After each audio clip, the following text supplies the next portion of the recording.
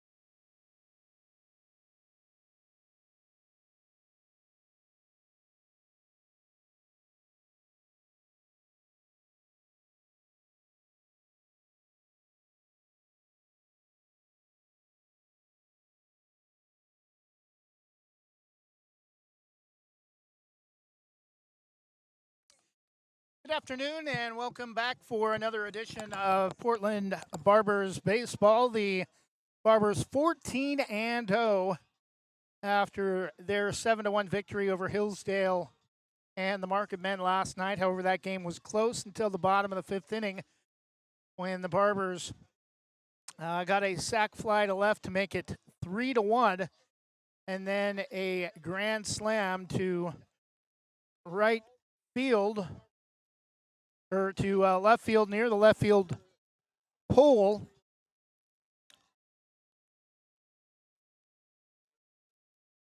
From Griffin Scott, a grand slam for the final score, 7-1. Barbers had a run in the bottom of the first inning on just a one base hit. Hopefully, we do not have the same problems we've had with the heat while we're outside. Cool enough to where our laptop should not overheat, and hope to bring you a full 7-inning video contest this afternoon between the Portland Barbers and the Corvallis Tea-Girding Marketmen. The American Legion team started by Richie's Market. That's the reason for the Marketmen name. And the Marketmen are sponsored by Tea-Girding Builders of Corvallis. We'll take a 2-minute break, and when we return, we'll get you a look at the starting lineups for both teams. This is post 158 Portland Barbers American Legion Baseball on Westside's GreatestHits.com and the Westside Mobile Media YouTube channel. Jim's Market in Banks is an institution serving the community for generations. They're actively involved in events and athletics from the youth league to high school level. Let them serve you with their locally grown fresh produce, fresh bakery items, including custom cakes, and quick hot food from their in-store deli. Jim's Market, conveniently located at the south entrance to Banks. Same great smile, same great service, but a brand new location and a great new team. Sarah Hesselman Group is still proud to support Banks High School athletics but has now joined the Premier Property Group real estate team with new offices located in Bethany. If you're thinking about buying or selling a home, contact the Sarah Hesselman Group, Sarah at sarahhesselman.com, or call 503-313-0748.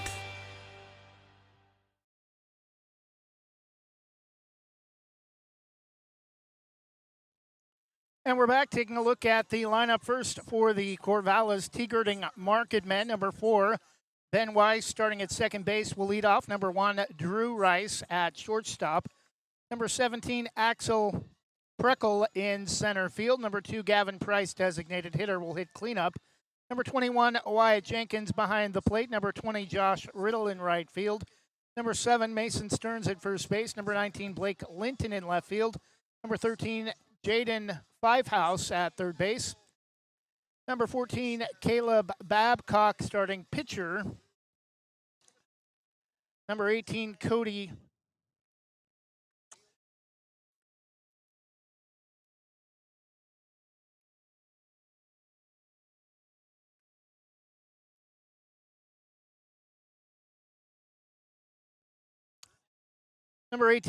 Mitchell leads off the non-starters. Number 3, Joe Barnes. Number 5, Rylan Mathiasen. Number 8, AJ Altishin. Number 10, Caden Schaefer. Number 11, Andrew Strutt. Number 12, Mikey Terry. Number 15, Kason Jacobs. And number 16, Sterling Holland round out the Marketmen roster. Their team colors, royal blue and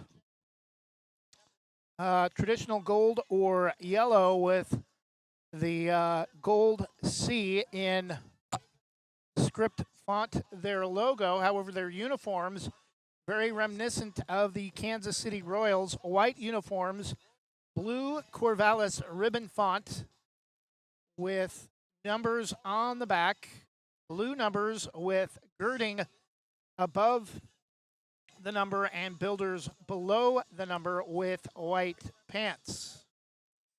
For the Barbers, post 158.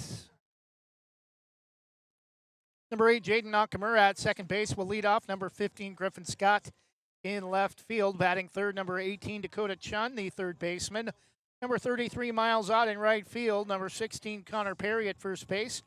Number 5, Zach Yeager will be the designated hitter. Center fielder will be number 24, Ryden Nakamura. Catching, number 27, Jace Randall. At second,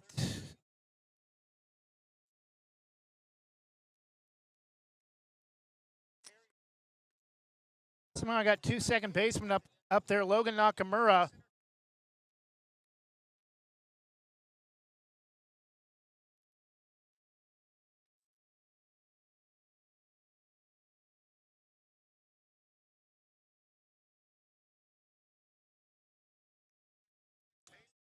Jaden Nakamura will be starting at shortstop and leading off, not playing second base. Starting pitcher number 32, Achilles Garcia. Non-starters for the Barbers, number 4, Joe Fagan. Number 12, Grady Keljo. Number 19, Gabe Coldman. And number 28, Jacob Bishop.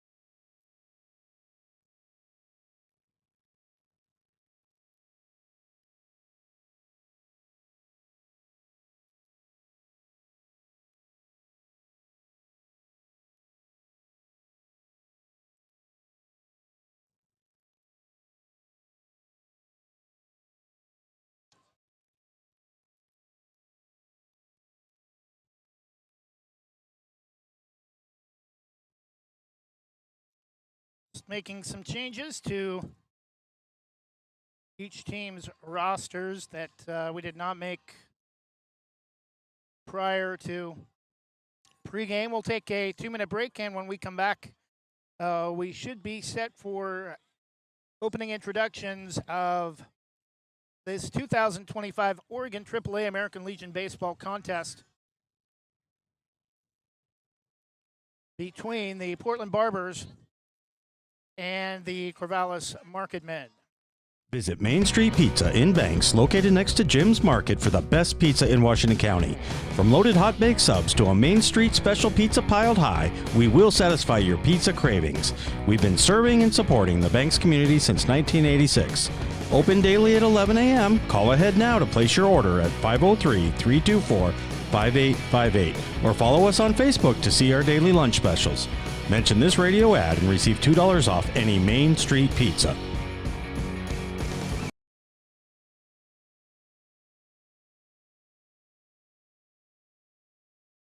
Explore your world with Donna Maller Hawkins at Infinity Escapes Travel.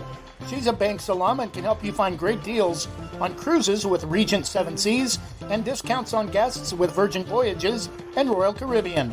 Want to stay ashore? Check out featured tours like National Parks of the American West, like tours of Croatia and Madagascar. Book your next vacation with Donna Maller Hawkins and Infinity Escapes Travel, calling 823-634-8080 or visit infinityescapestravel.com.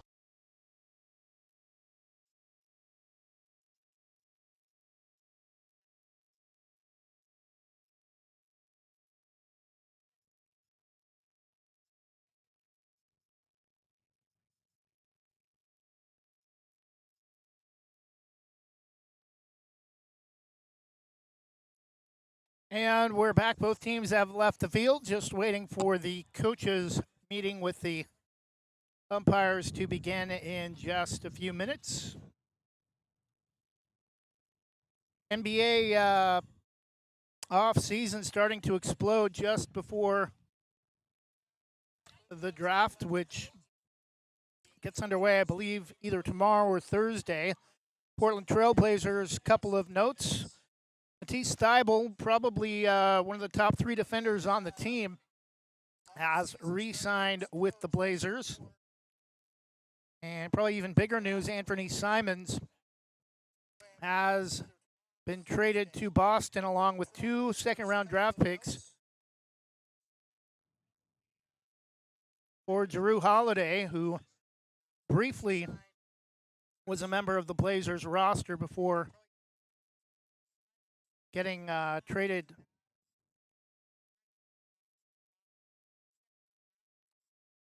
either last year or as part of, I don't think it was part of the Damian Lillard deal, but the same season, possibly in a separate transaction. Barbers in their red uniforms tonight. Black numerals and lettering with white trim, black caps with red Boston B, and red bill, white pants with red pinstripe. CORVALLIS royal blue hats, royal blue bills with white script font C over the center of the cap. Coaches are meeting with the umpires at home plate.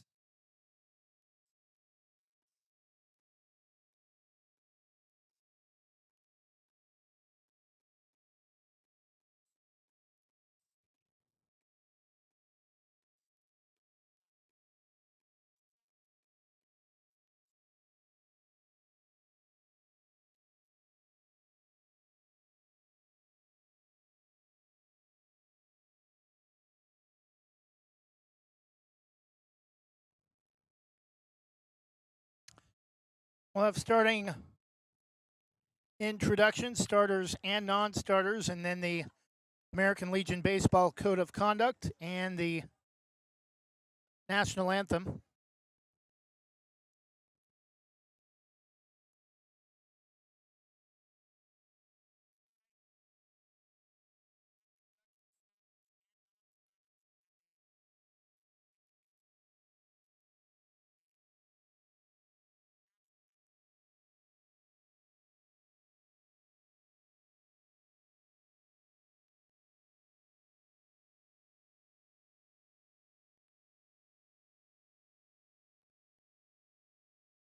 Barbers defeated Corvallis in, I believe, their only road game of the year so far, 17-4 on Father's Day.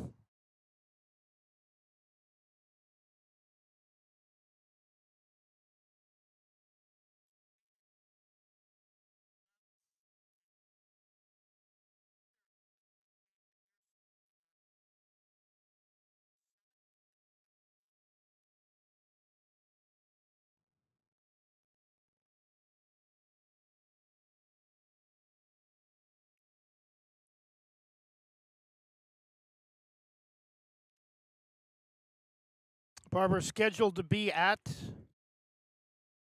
Hillsdale on a Wednesday and at Westland on Thursday, and a pair of games against Beaverton on Saturday and Sunday.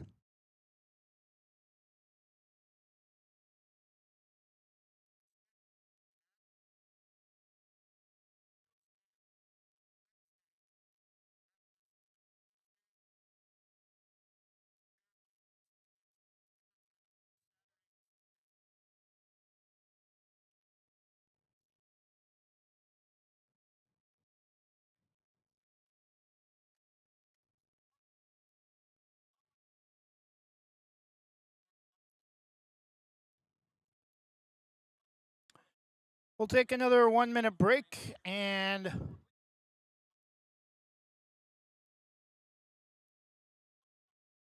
we should be just about set for first pitch when we return, as the starters are being introduced for CORVALLIS. We'll be back in just a moment. Whether it's a steaming hot old-fashioned cup of joe or hot chocolate on a cold winter day, or an ice-cold Italian soda or iced coffee on a hot summer day, any time is a great time to stop by Scoggins Creek Coffee. With 2 locations in Gaston and Yamhill Carlton, their warm and friendly baristas will get you the delicious drink of your choice. Scoggins Creek Coffee, call 503-985-3483, 503-985-3483. Proudly serving our neighbors in Washington County since 1946, LaHaye's is your destination for locally made Letterman's jackets, custom embroidery for business apparel or a unique gift, and scouting uniforms and supplies. LaHaye's is on the corner of 3rd and Main in historic downtown Hillsboro. Open Wednesday through Friday, 10 to 6, Saturday, 10 to 4, and anytime online at lahayes.com, or call us at 503-648-2341.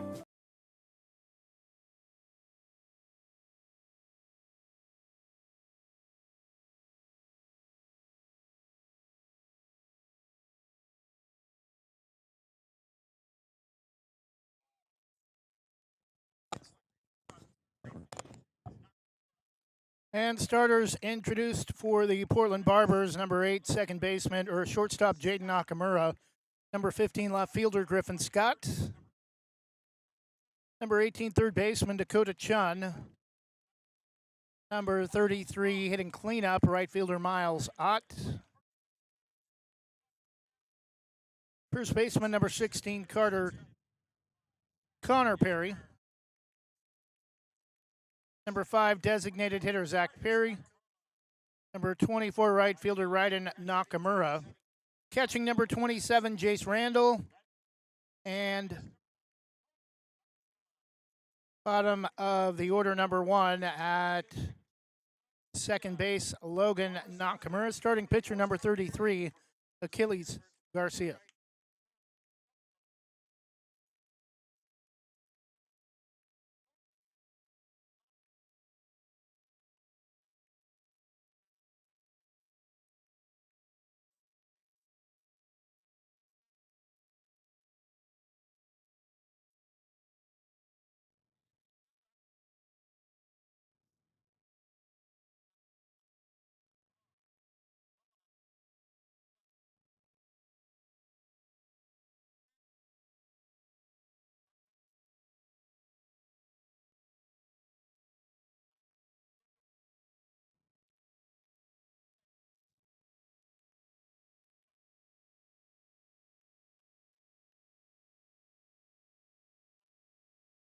We're going to get up for just a second and put the headset down as we get ready for tonight's national anthem.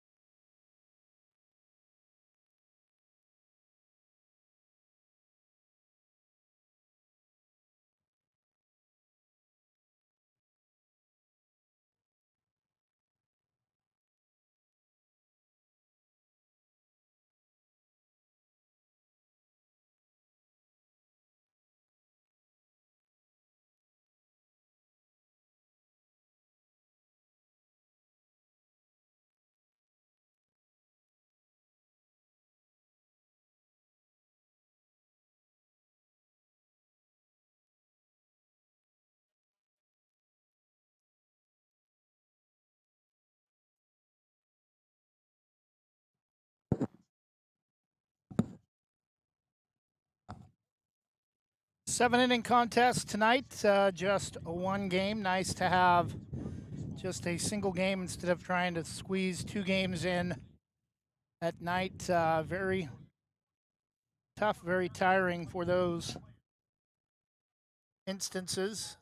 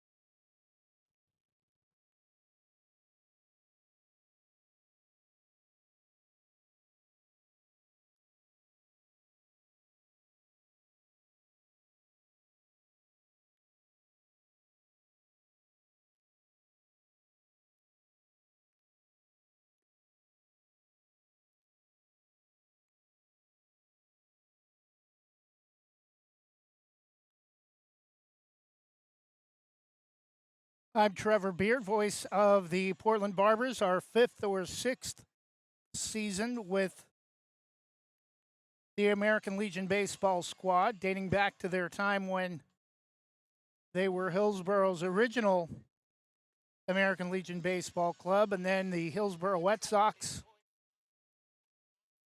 got started under the Baseballism Baseball Gear Company. And the Barbers moved to Tigard and have played their home games at Tigard, Aloha,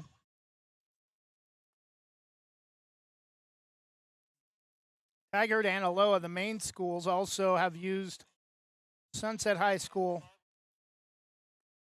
in the past since moving away from Hillsboro. And back, in fact, when they were the Hillsboro Barbers, used the same exact field as their home field back then. Starting pitcher for the Barbers, number 33, Achilles Garcia. He'll go up against Ben Weiss, second baseman, leading off for CORVALLIS.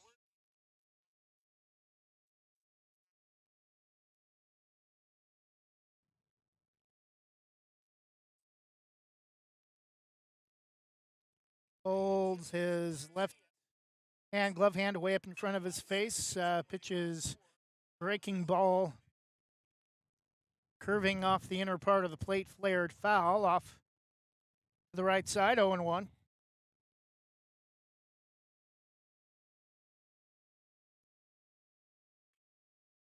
Is lifted up to the right side and making the catch in foul territory. Connor Perry, first baseman, for out number one.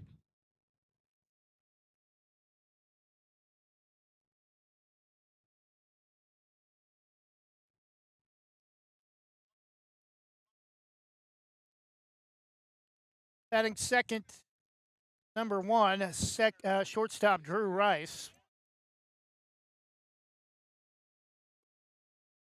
First pitch swung on and missed, 0-1.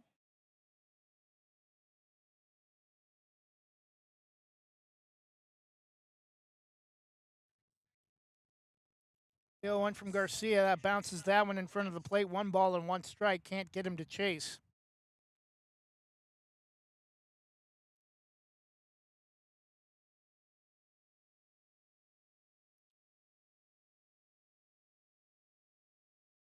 Drew Rice steps back in the box after apparently having something in his eye and lifts that one foul straight back just above us. 1-2.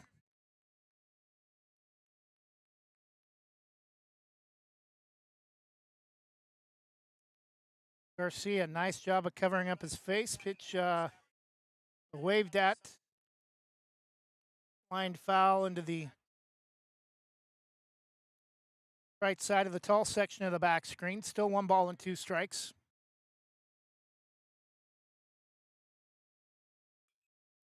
Again, Lifted out of play, foul.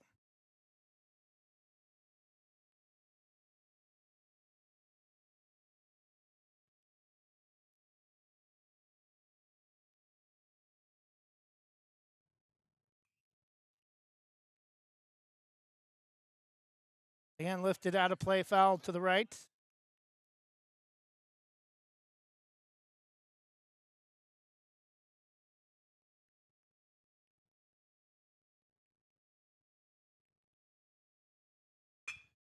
Grounder to second. Throw to first from Logan Nakamura to Connor Perry. 4-3 for the second out of the top of the first inning. They'll bring up number 17, center fielder Axel Preckle.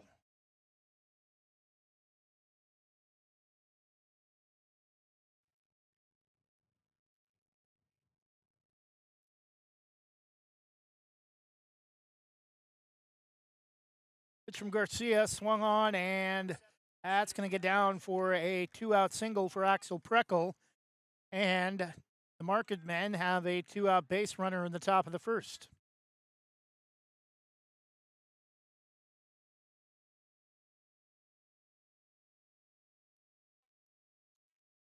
Batting designated hitter number 2, Gavin Price. Runner aboard, 2 outs. Garcia breaking ball inside, pitch swung on the first pitch of the at-bat, fouled straight back, 0-1.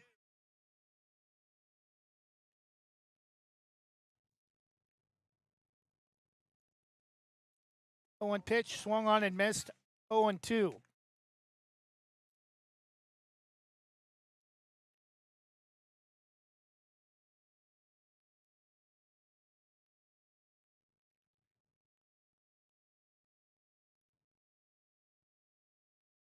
Two-strike count, swung on and missed, strike 3.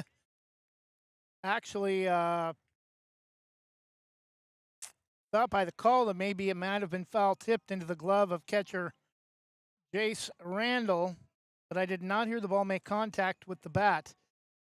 After half an inning, no runs, 1 base hit on the 2-out single to center from Axel Preckle. No errors from the Barbers committed in the top of the first. After half an inning, it's Corvallis nothing and the Barbers coming to the plate.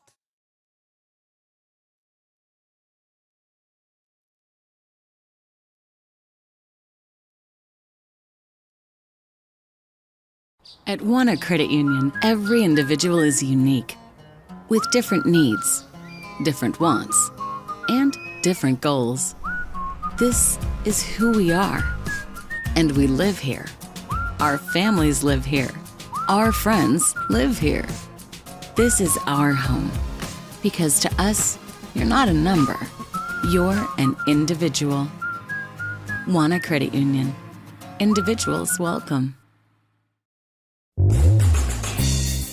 O'Leary Air is proudly offering Dakin Comfort Pro HVAC products. They've been serving the West Side and Greater Portland Metro since 2015. They pride themselves in getting the job done right, backed by a legacy of integrity, respect, and honesty. O'Leary Air offers competitive pricing on all their work. Give them a call today at 503-989-5251. That's 503-989-5251. Online at o'learyair.com. CCB number 239855.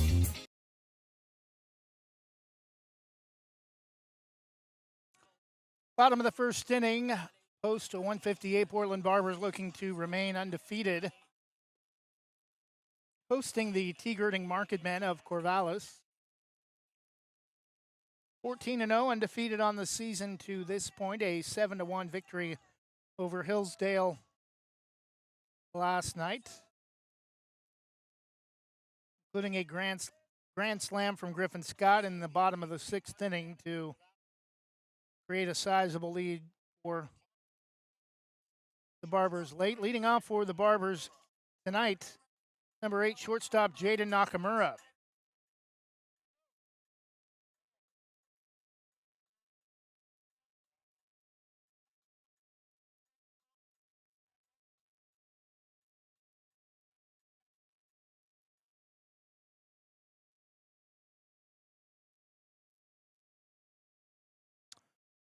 Pitching for Corvallis this evening, number 14, Caleb Babcock.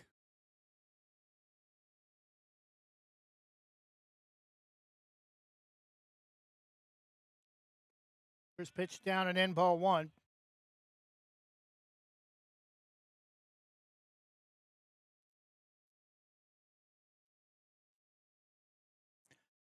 The 0-1 to Jaden, the left-hander delivers, and it's fouled, or actually looking in the wrong place. That one's lifted to left field for out number one.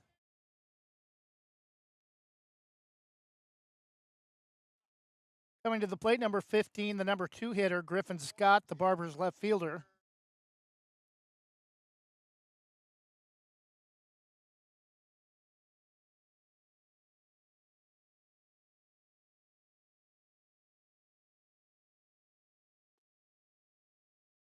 First pitch, a called strike off or on the outside edge of the plate, 0-1.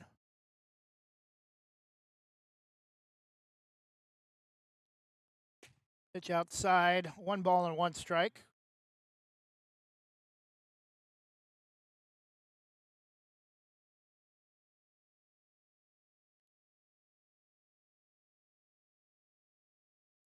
One from Babcock outside, pretty much the same spot as the previous pitch. Back-to-back misses away, 2-1.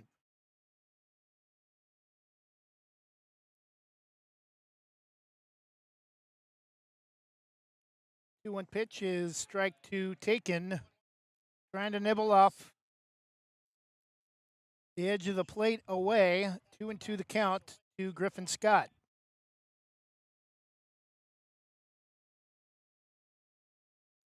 Babcock's 2-2 breaking ball nearly gets all the way to the backstop as Jenkins has to come up to prevent that one from getting away. Count is full, 3 balls, 2 strikes, 1 out in the bottom of the first. Just the second hitter of the game for the Barbers. Pitch is swung on and missed for strike 3, out number 2 for the Barbers in the home half of the first inning, bringing up number 18, third baseman Dakota Chun.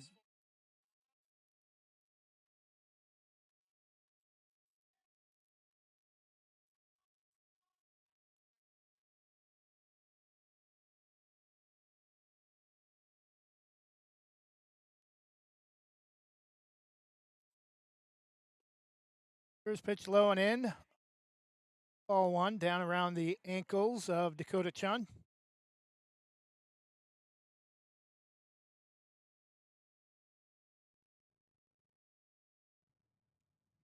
The 1-0 breaking ball misses high. 2-0.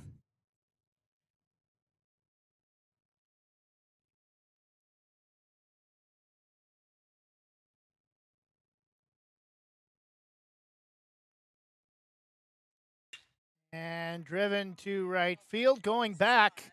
That's going to get.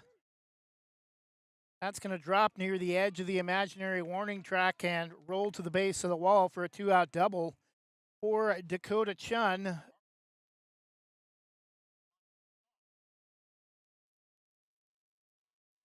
Batting number 33. Cleanup hitter, right fielder Miles Ott.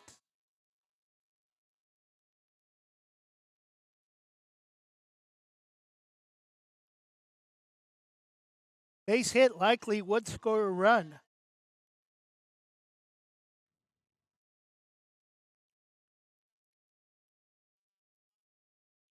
"13 games, 13 broadcasts for us at least since June 8th, on top of working 30 hours a week.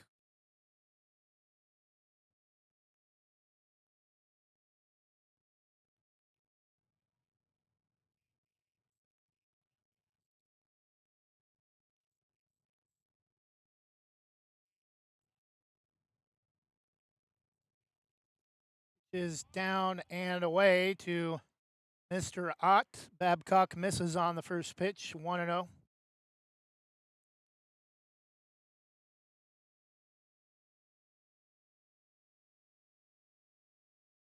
Babcock looks at second, turns again. Will come to the plate and again misses low. 2 balls and no strikes.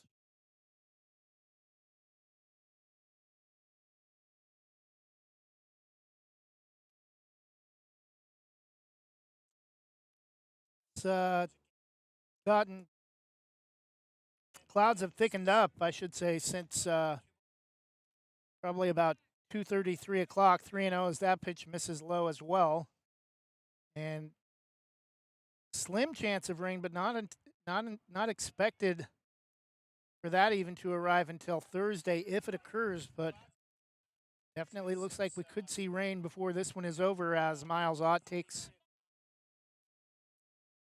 a pitch that time for the first strike of the at-bat. 3-1, 2 outs, runner at second, Dakota Chun, after a 2-out double to right. Swung on and lifted to left field. And drifting over to his left, making the catch, is the left fielder for Corvallis, Blake Linton. No runs, a 1 base hit also for the Barbers in the bottom half of the first inning after the double, with 2 outs from Dakota Chun. Top of the second inning, no score between the Corvallis Tea-Girding Marketmen and the Post 158 Portland Barbers. Do you have your next vacation planned? Whether it's time for a cruise, weekend getaway, or a bucket list resort, let Lazy Hammock Travel in North Plains help you. Lazy Hammock Travel, your passport to relaxation. Call Jason Ackerman at 503-332-5571 or visit their website, lazyhammocktravel.com. Lazy Hammock Travel, proud sponsors of Banks Braves Athletics and American Legion Baseball on Westside Mobile Media.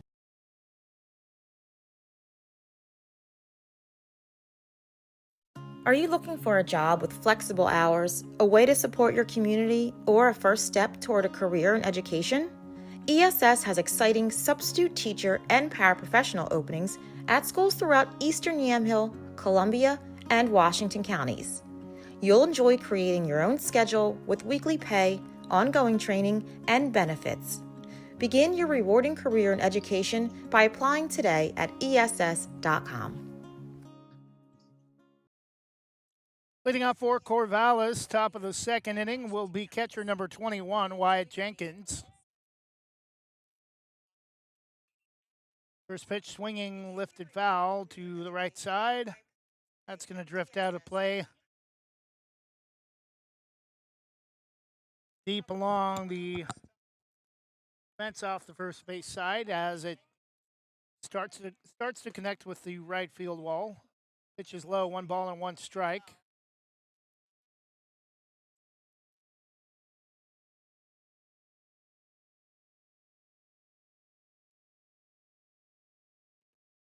One pitch is way up and away. Randall has to reach and kind of slide out of his stance to save that ball from getting away. No harm, no foul, no runners aboard. Pitch is lifted to second. Making the catch is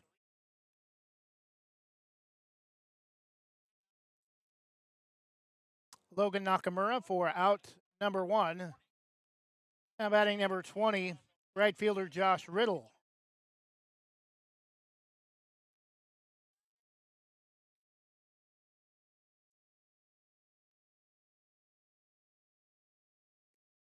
Garcia, a called strike on the outside edge at the knees, 0-1.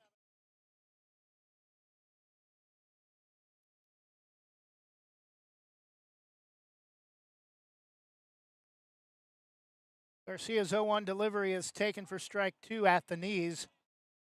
No balls, 2 strikes, 1 out after the pop fly to second from Wyatt Jenkins, the Corvallis catcher, to start the top of the second. The 1 out from Garcia reaches for 1 and knocks a foul straight back. Still 0-2.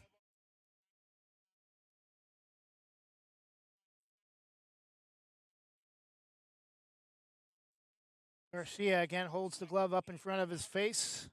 comes to the plate, grounded just inside the bag at first for a 1 out. That's gonna. Thought that was going to be a single all the way. Nice speed that time from Josh Riddle, the right fielder, for a 1 out double in the second hit of the game for Corvallis. That'll bring up first baseman number 7, Mason Stearns, with a runner in scoring position at 1 out for Corvallis. No score in the top of the second, but Corvallis a good chance to change that here with another base hit from Mason Stearns.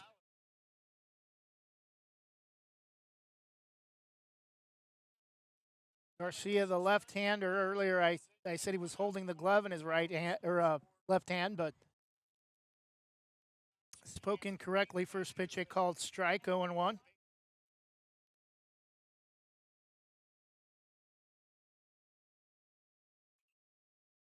Fouled straight back, 0-2. I think kind of the reason for that is just as he starts his delivery, he faces up about 90 degrees to the plate. You can't really tell from that angle if he's holding the glove in his left hand or his right hand. Is well inside low for the first to miss of the at-bat. 1 ball and 2 strikes.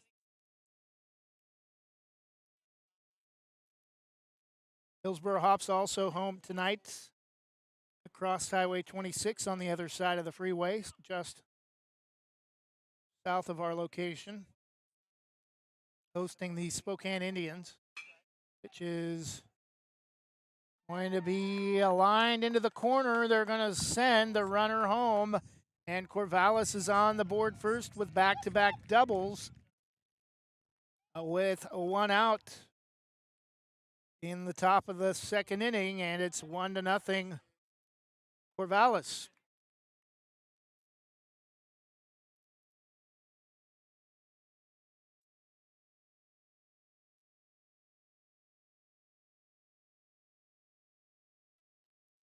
Number 13, third baseman Jaden Fivehouse. Pitch a strike at the knees, bottom edge of the zone, 0-1.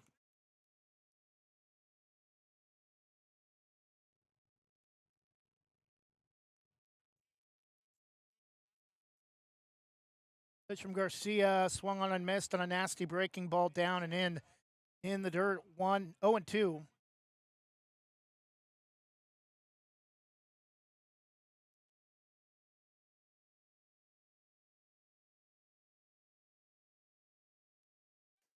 Pitch is well outside, and we'll get away from Jace Randall all the way to the backstop, and that will allow Blake Linton to reach third after he doubled the left, the previous hitter.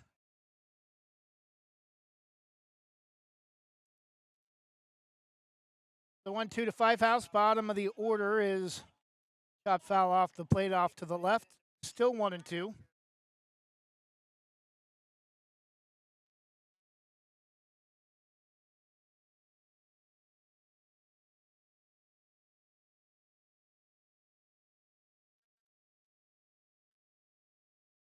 One-two pitch, swung on and missed. That's a big strikeout for Achilles Garcia.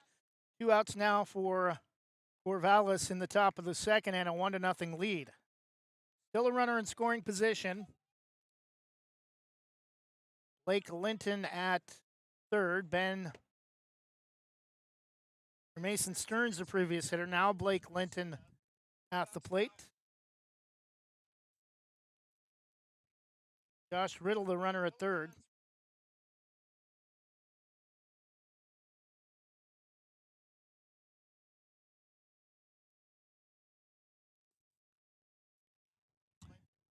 You know the count.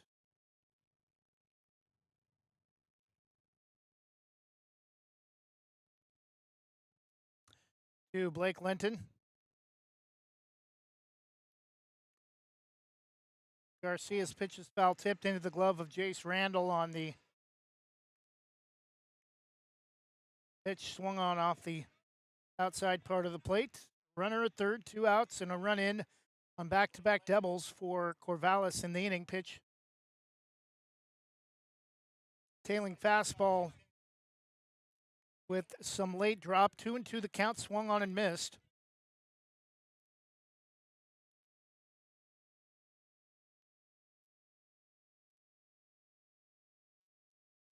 Two pitch.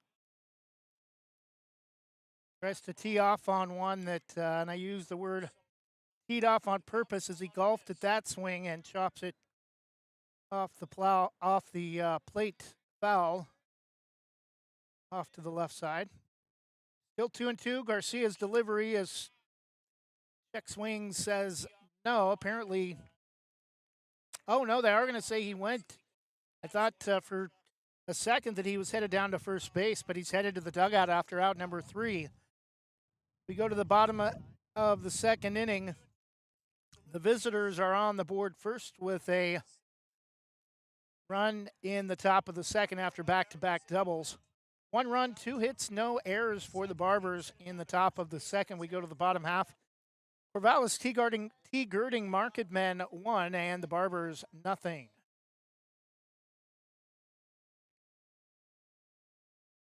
Banks Post newspaper is the official news provider of West Side's greatest hits.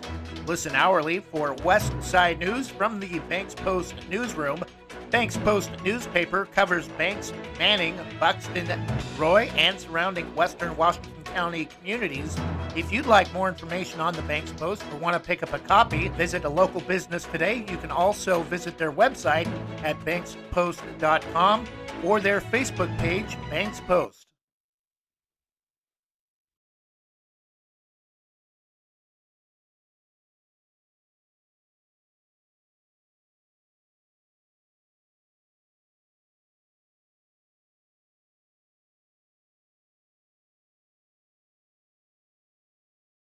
Legacy Roofing can save your home from leaks, mold, and other issues related to an older roof, preventing future roof issues, saving you thousands of dollars. They use only the most trusted materials backed by an excellent warranty that is transferred if you ever sell your home. Legacy is tops in their field, earning the GAF Master Elite certification and the Golden Pledge warranty. For more information or to get a free quote, call 503-357-7663 today. And we're back bottom of the second inning. First pitch to leadoff, or to, I shouldn't say leadoff, to first hitter in the second inning, first baseman Connor Perry. Nasty breaking ball out in front of it, swung on and missed, comes up empty, 1-1.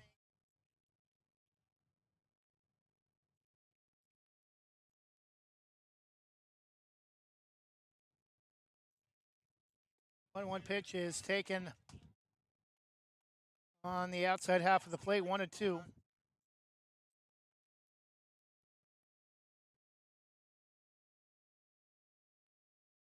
One ball, 2 strikes. Connor Perry, the hitter. Pitch is swung on and lifted foul, I believe, back behind the back screen, somewhere out of play, 1-2.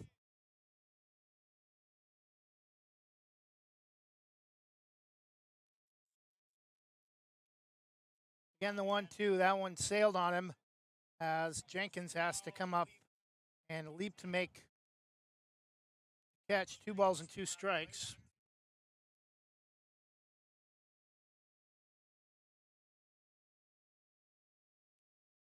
Two pitch in the dirt, skips away from Jenkins. Count is full 3-2. First hitter, though, of the second inning for the Barbers. Corvallis a 1-0 lead.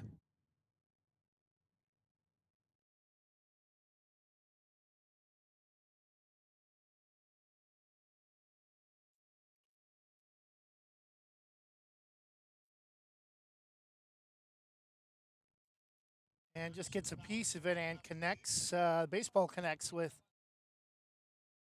home plate umpire Chris Hansen's home plate umpire mask. Still full count, nobody out. Leadoff hitter in the bottom of the second is lifted into the top of the screen right in front of us. Still full count, 3-2. Connor Perry, the hitter.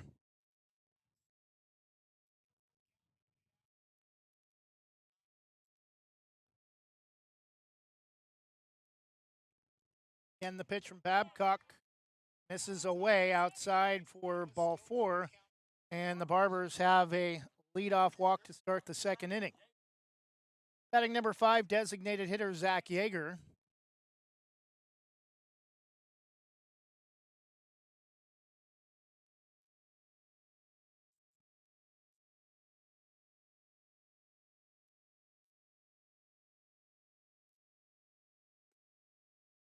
Misses outside as well. 1-0 to Yeager.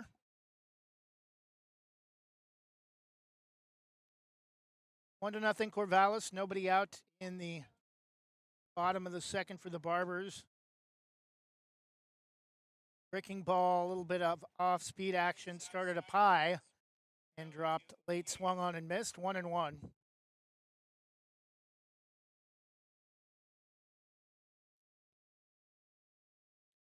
1-1 pitch misses badly outside. 2 balls and 1 strike.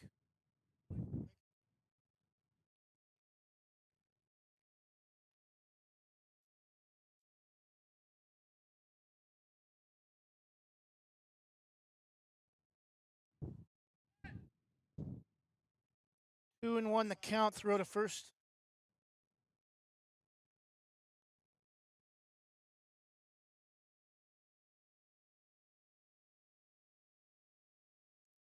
Pitch from Babcock, runner goes. Throw to second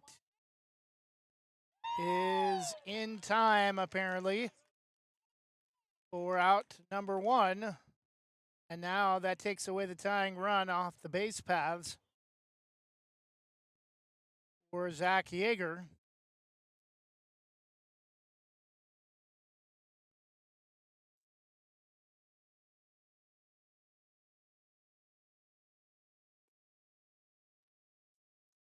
Strike 2 called. Count again is full to Barbers' designated hitter, Zach Yeager.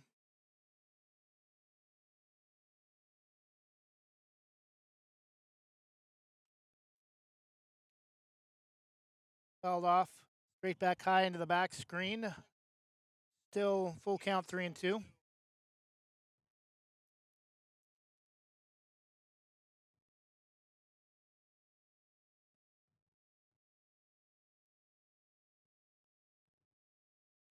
Three-two pitch. Again lifted. Foul.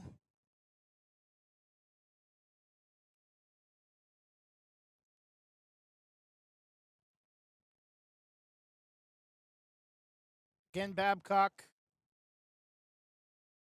comes set. Left-hander fires and chops it. It's going to squirt foul about halfway up the first base line. Still 3-2.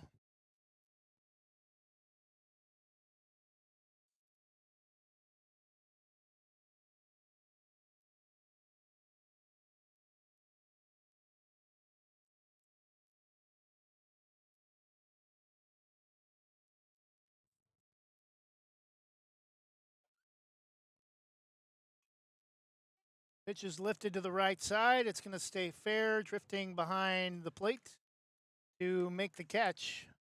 Number 7, Mason Stearns, for 2 outs for the Barbers in the bottom of the second. Batting number 24, center fielder Raiden Nakamura.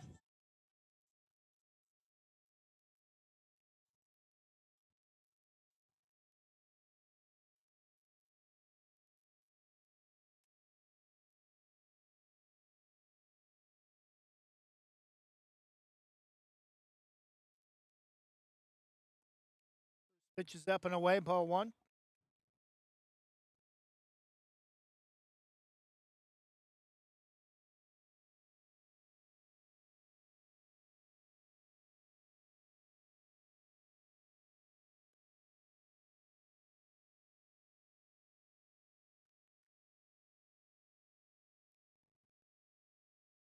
The count. Raiden Nakamura, the Barbers center fielder, at the plate with 2 outs. Lifts that one foul out of play.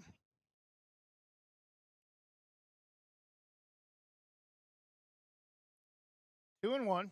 1-0 Corvallis. 1 run, 3 hits, no errors No runs, one hit for the Barbers with 2 outs in the bottom of the second.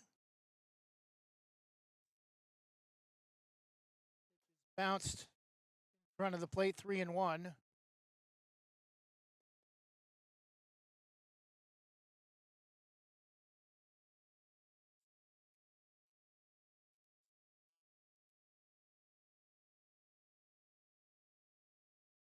Three and one the count to Ryder Nakamura. 1-0. Corvallis pitches outside, ball 4.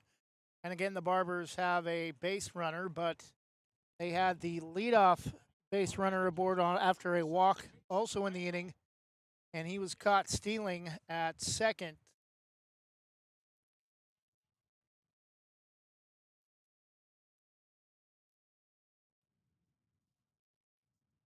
Catcher number 27, Jace Randall, batting. One more hitter coming to the plate for the Barbers before they reset the lineup. Tying run at first, 2 outs. It's high, able to hold up on his swing, only went about halfway, a 1-0.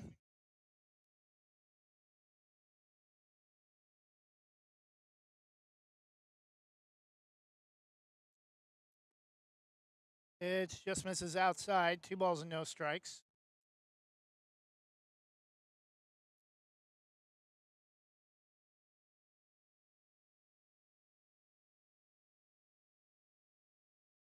Two-0 pitch, swung on and lifted to right, going back and making the catch near the edge of the track is the right fielder, Josh Riddle. No runs, no hits, no errors, but the Barbers do get 2 runners on base after 2 walks in the inning. Barbers try to get a runner into scoring position, but first out of the inning comes on a attempted steal the second after 2 innings. Still Corvallis 1 and the Barbers nothing. Divine Home Solutions can upgrade your kitchen with quality cabinets. Divine Home Solution focuses on quick turnaround time from lead to completion. They also have luxury vinyl plank flooring as well. Don't just make your kitchen beautiful, make it divine. Divine Home Solutions, 971-407-6742 or 971-325-7759 and online at divinehome.solutions.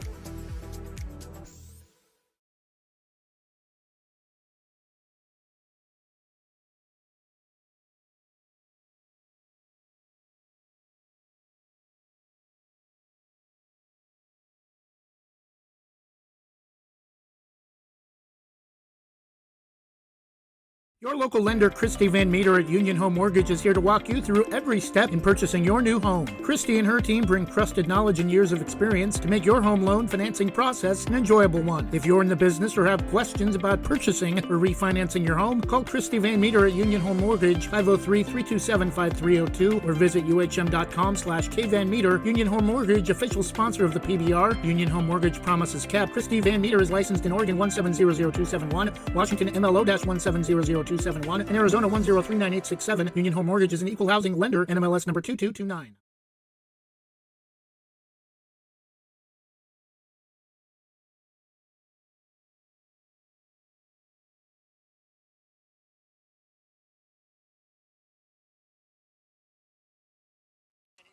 Top of the third inning, Corvallis still a 1-0 lead. 1 run, 3 hits, no errors. No runs on 1 base hit, no errors for the Barbers.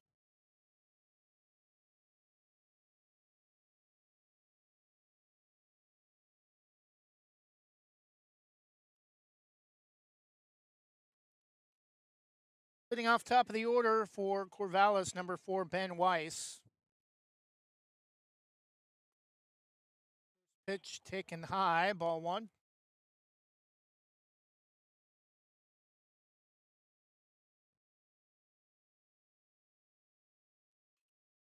Grounder to third.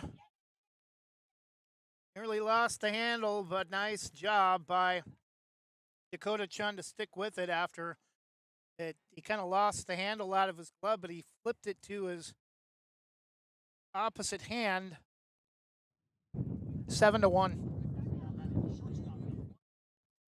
The throw to first in time for out number 1.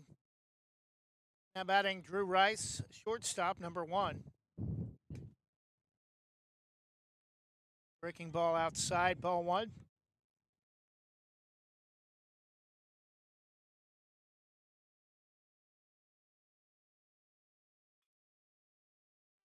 Pitch is lifted to left, drifting back and making the catch. Backing up is Griffin Scott for out number 2.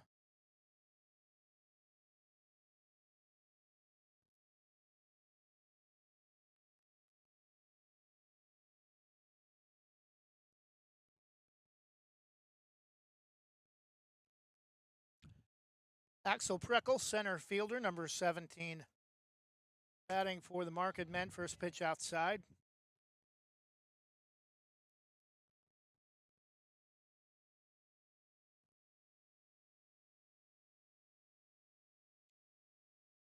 One 0 foul tipped into the glove of Jace Randall. 1-1.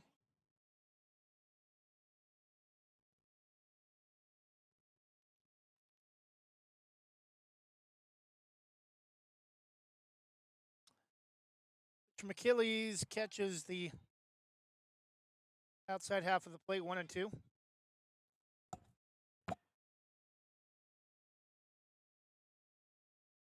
Barbers trying to set down Corvallis in order.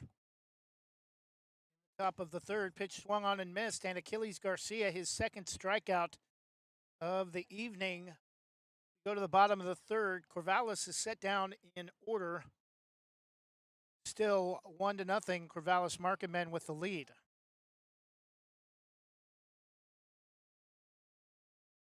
Casey Ogden is a healthcare expert with more than 40 years in the field serving others and is college certified in nursing and healthcare administration. Her business, Casey Ogden Healthcare Services, offers everything you need for home health, from limited medical equipment, meal preparation, medication management, medical transportation, and more. Call 971-273-6058 or email caseyogden.hcs.llc@gmail.com.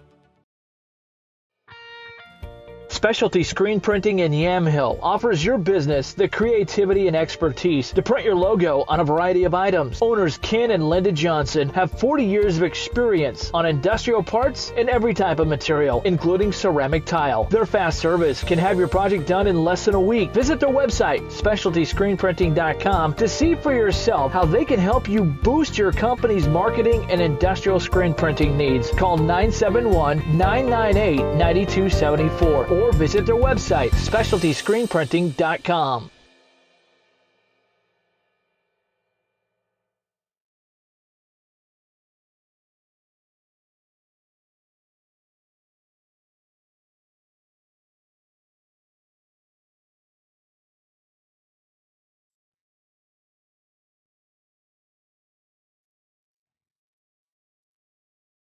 Bottom of the third inning, leading off number 1, Logan Nakamura. It will be the 9, 1, and 2 hitters to start the third inning for the Barbers. Job by Jenkins to frame that one about knee high. Could have gone either way. Strike 1 is the call. One pitch way inside, 1-1. Backs Logan off the plate.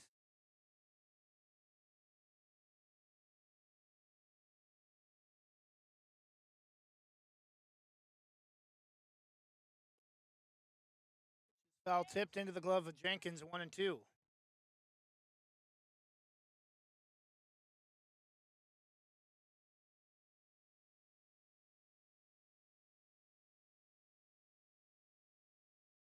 One-two pitch, swung on and going back, and that is going to drop left center field for a leadoff double for Logan Nakamura, the second hit of the game for the Barbers.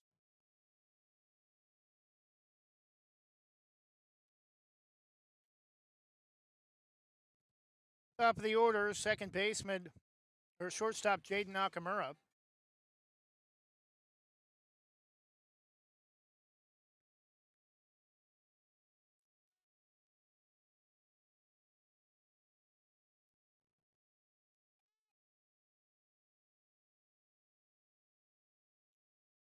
Babcock, Nakamura shows bunt, and first pitch is missed for ball one.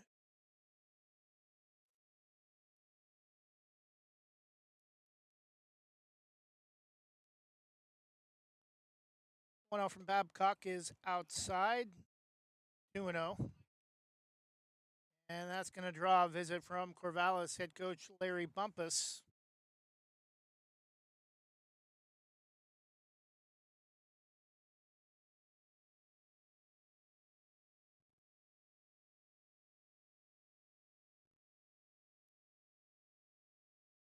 Just the first visit to the mound, so quick chat as well, and Babcock will stand for the time being as the infield scatters and returns to their normal positions off the mound. 2-0 the count to Jaden Nakamura. Logan on at second with a leadoff double to start the third inning.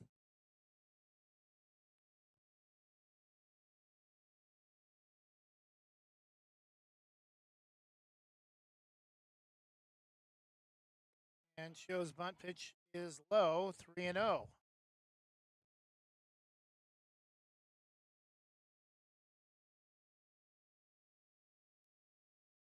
Barbers hoping to at least tie in the bottom of the first. And squares to bunt, and it's down and in for ball four. A 4-pitch walk for Jaden Nakamura. Again, tying run in scoring position. Nobody out for number 15, Griffin Scott, who had a grand slam yesterday as part of a 7-1 victory over Hillsdale.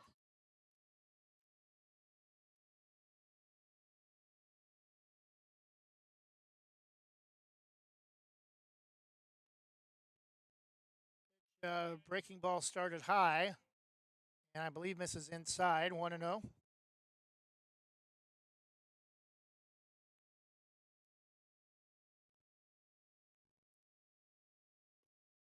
Going away 2-0, and Babcock now really having some issues finding the plate after giving up a double to start the inning and a 4-pitch walk to Jaden Nakamura. Now has missed the plate on his last 6 pitches. Swung on and a drop not far enough to allow Jaden to tag, as it's going to be Griffin Scott flying out to shallow right field for 1 out. Batting number 18, Dakota Chun, third baseman.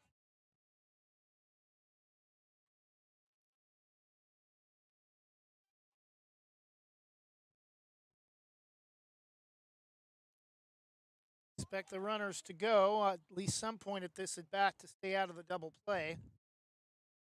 Cock pitch, strike, down and in around the knees, 0-1.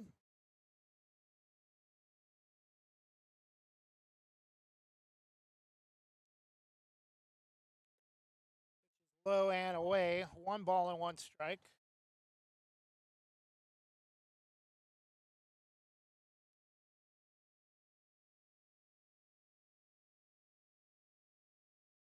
One from Babcock. Breaking ball just maybe a hair high. 1 ball and 2 strikes. Correction, 2-1.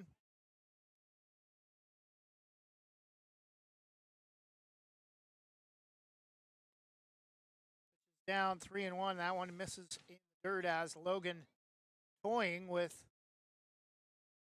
Babcock at second, getting happy feet.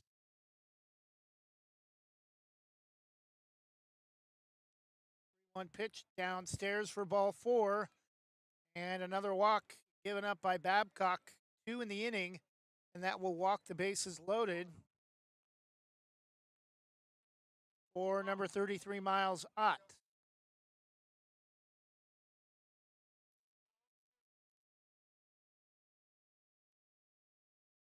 Barbers a leadoff double and 2 walks in the inning off of Corvallis starter Babcock, that pitch low as well, 1-0.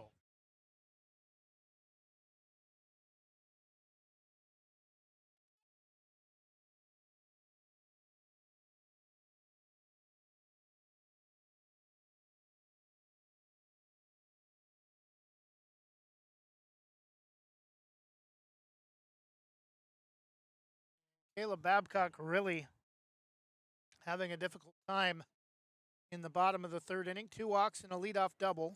Bases loaded for Miles Ott and a 1-0 count. After the visit to the mound from catcher Wyatt Jenkins.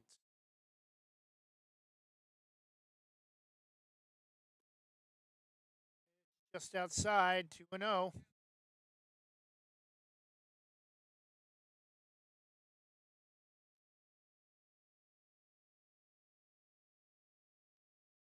Babcock's 2-0 pitch outside even further, 3-0 the count.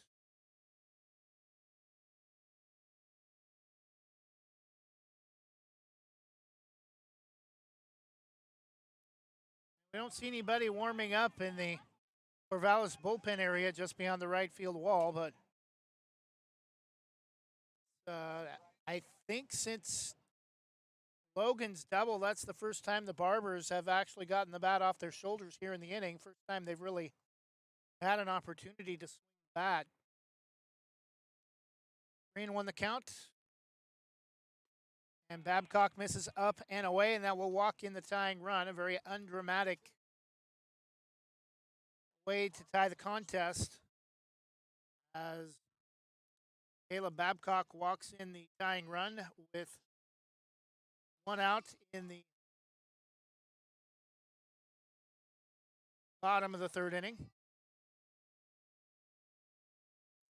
Number 16, first baseman Connor Perry.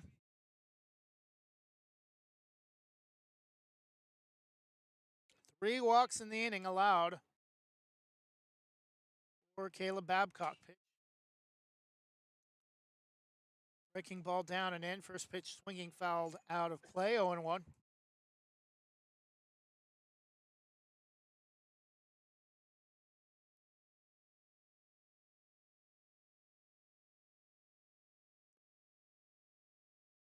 Breaking ball just outside. 1-1.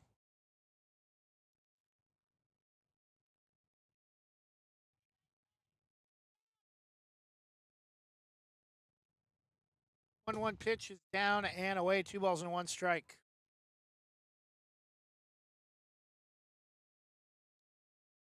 Barbers may face Babcock or may force Babcock to throw strikes with already 1 run in after the third walk of the inning. With the bases loaded, brought home the tying run. Swung on down and in just inside the bag at third. That's going to score 2 runs. They're going to hold up the runners at second and third. 2 runs will score on a 2 RBI double from Connor Perry, and it's 3-1 Barbers.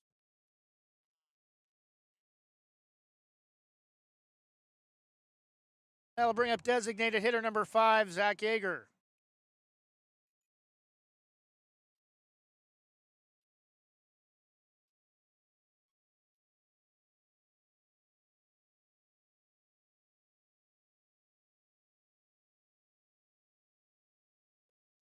Pitch is foul tipped on a ball that looked low out of the strike zone, but it's into the glove of Jenkins for strike 1.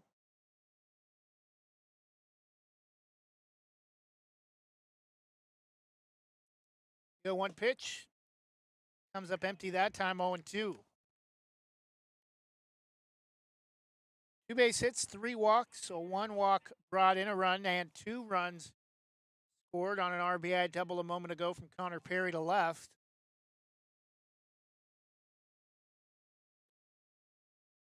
Down and away, 1-2.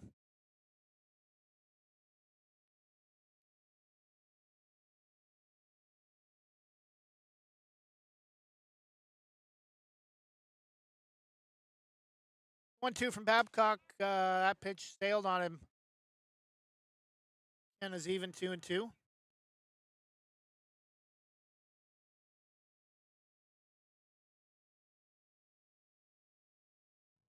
Two balls, two strikes. Babcock misses outside. Count is full with first base open.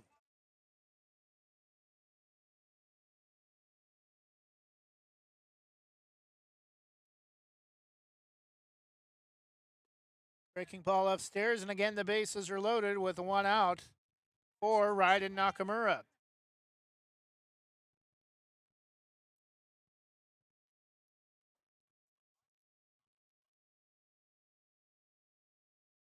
Ryden Nakamura will dig in with one out and the bases loaded. 2 base hits, 3 walks.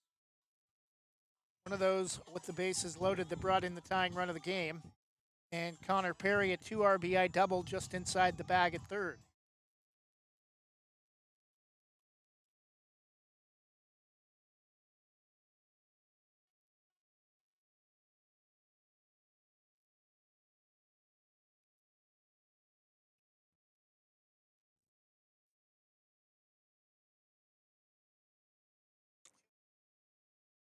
Pitch from Babcock is swung on and drifts foul out of play off to the right, 0-1.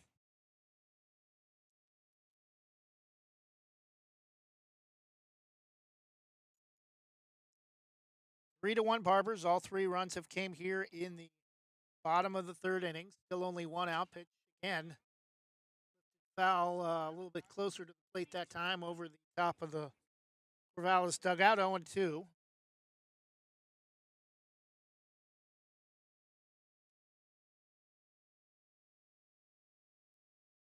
Two strikes to Ryden Nakamura after back-to-back foul. Pitch is fouled off at the plate. Up and away that time for 1-2.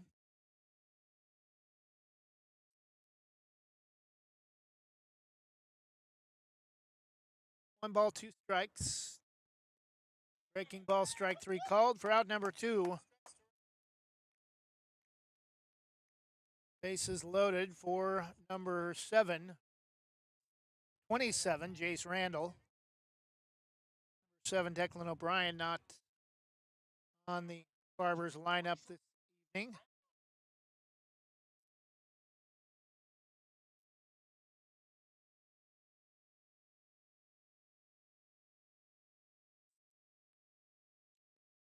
Pitch down, ball 1.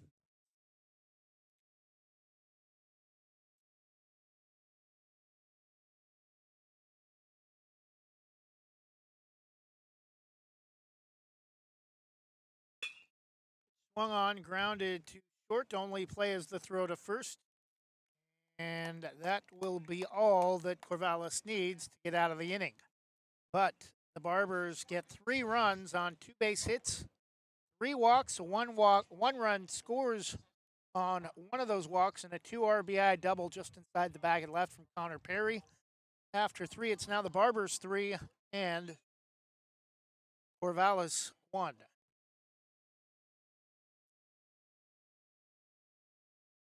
Are you an enthusiastic sports fan? Want to have fun and get in on the action? Heck yes, that'd be awesome. Have great attention to detail? Want to stay active? Definitely. Want to give back to the student athletes in your community? Obviously, yes. Then you'd make an excellent high school sports official.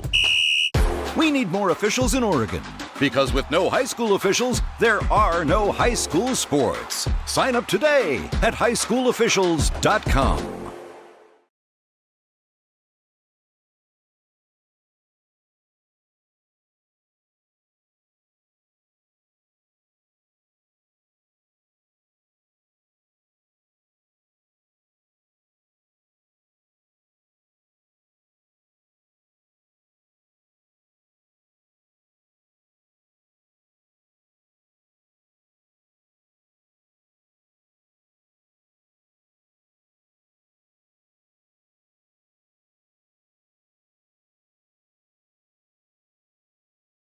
Are you passionate about making a positive impact on the environment?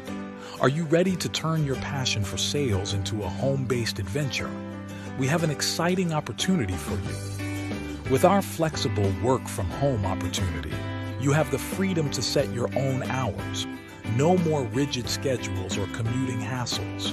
Work on your terms and achieve the work-life balance you've always desired. Say goodbye to quotas and hello to flexibility. You set your own hours, ensuring the perfect work-life balance. But it gets better. Get paid for making a difference. Help people transition to clean energy and contribute to a healthier planet. Your success is not just measured in sales, but in the positive impact you make on people and the environment. Ready to make a difference while earning from the comfort of your home? Call us at 503-83-94949 to join our team and be part of our solar revolution.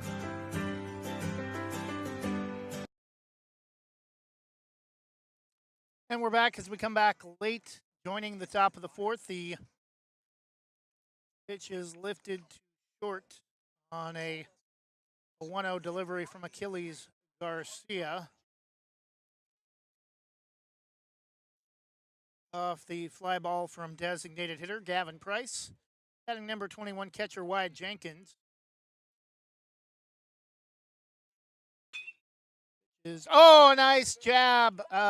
Nice job by Dakota Chun to stab that one at third. I combined job and stab and created my own word. Top of the fourth inning, Barbers still with a 3-1 lead after a web gem from Dakota Chun at third base to rob Jenkins of possibly extra bases. 2 outs in the... Well, jab is a word, but not normally a word you associate with baseball, more another sport, boxing, and hopefully we don't have any boxing matches lined up for this contest. 1-1 the count.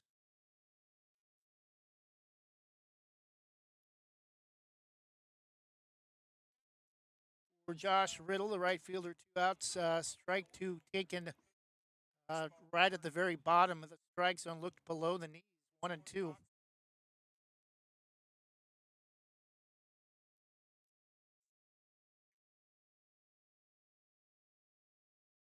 Trying to get out of the inning with a strikeout. Instead, he gets a rounder to second. Throw to first will easily be in time to end the inning. The Barbers set down Corvallis in order for the second time tonight after 3.5. It's still the Barbers 3 and Corvallis 1.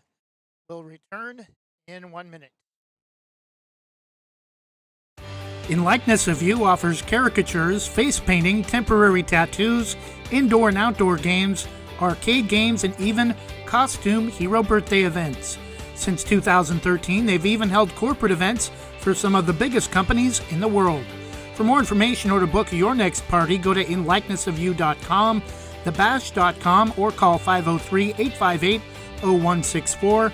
That's 503-858-0164.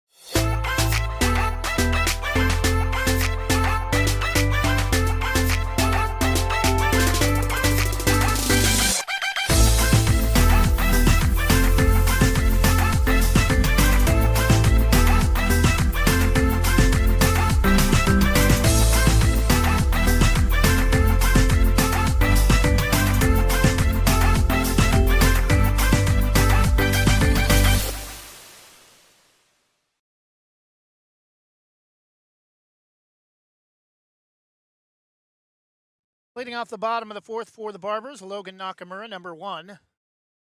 First pitch swinging, lifts it down the left field line and not able to get there in time. Trying to chase it down is the left fielder Blake Linton, 0-1.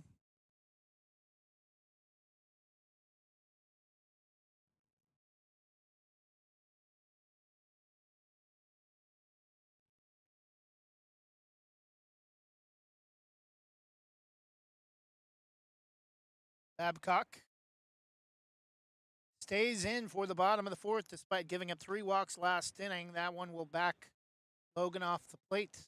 1-1. One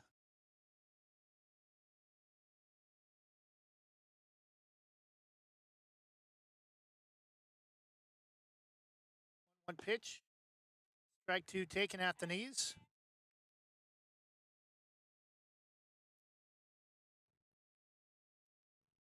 1-2 the count.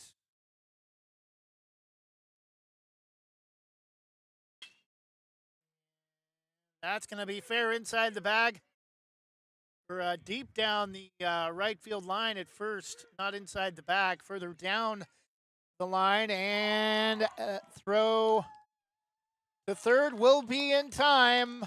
Logan Nakamura tried to turn a double into a triple. Barber's already a 2-run lead and got a little greedy. That may come back to hurt him. Still only a 2-run game. Adding top of the order, number 8 shortstop Jaden Nakamura.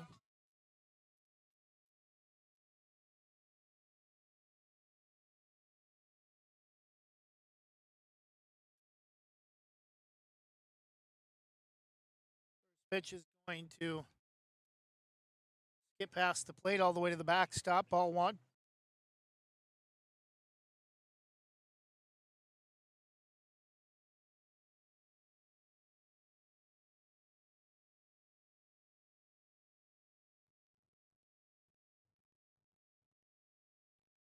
A much closer game than the 17-4 blowout on Father's Day. The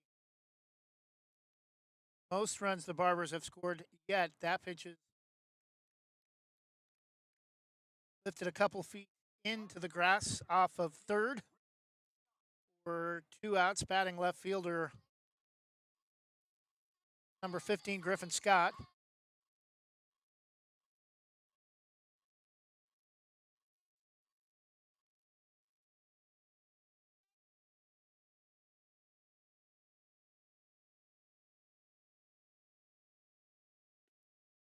It's just outside 1-0.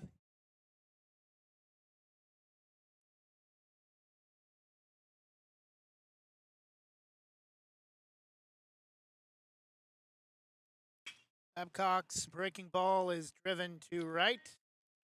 Charging on the first couple of steps and making the catch is the right fielder Josh Riddle for out number 3. Top of the 5th inning, no runs, a base hit, but Logan Nakamura is caught trying to turn a double into a triple, and nobody left after 4. It's still the Barbers 3 and Corvallis 1. The Army National Guard plays a vital role in your community. We're on the front lines supporting essential personnel, first responders, law enforcement, and medical professionals, delivering food, supplies, and medicine, keeping communities safe, making a difference. During emergencies, we're always ready, always there. Learn more about part-time service in the Army National Guard at nationalguard.com. Sponsored by the Oregon Army National Guard, aired by the Oregon Association of Broadcasters and this station. Jason, let's go see your room.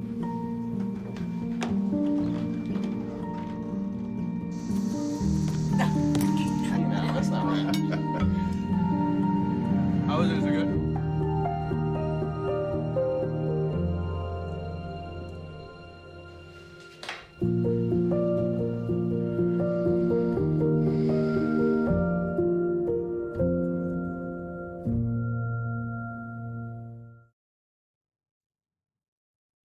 Top of the 5th inning, leading off for Corvallis, number 7, Mason Stearns, first baseman.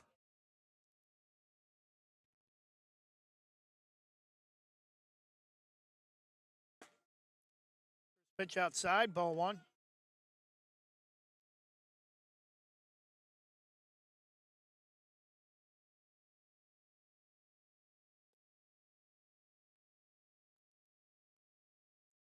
Pitch misses 2-0. New pitcher into the game for the Barbers, number 4, Joe Fagan.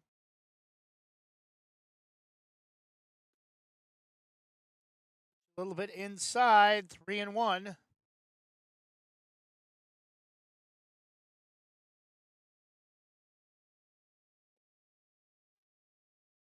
Strike called. Count is full. 3-2.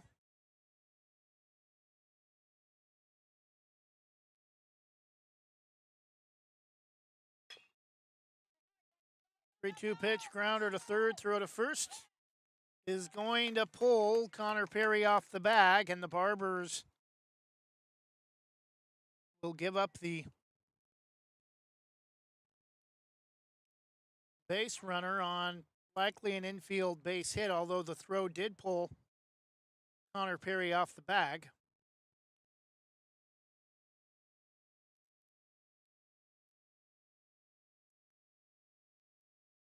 Batting number 13, Jaden Fivehouse, third baseman. Bunt. Back to the pitcher. Throw to first. High, and it's not in time. Throw was high, and that will go as an error. Now the tying runs are aboard for CORVALLIS with nobody out in the top of the fifth.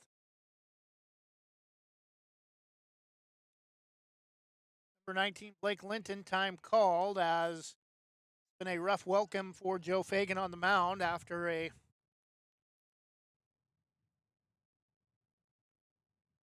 field base hit to third and a bunt fielded badly, and high throw to first on what should have at the least been a sacrifice.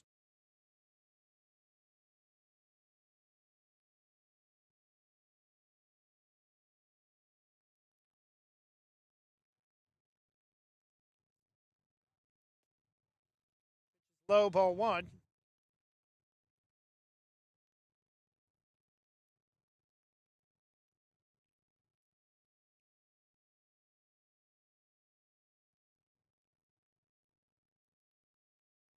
One out of Fivehouse shows bunt. It's going to roll foul. Go to Chunt right there, watching that every turn of the baseball to make sure he did not pick it up before it went foul. 1-1 the count.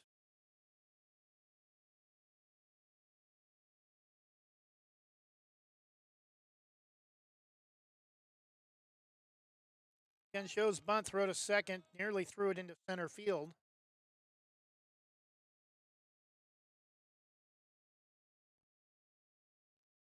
Still have not put the strike on the board from the bunt foul.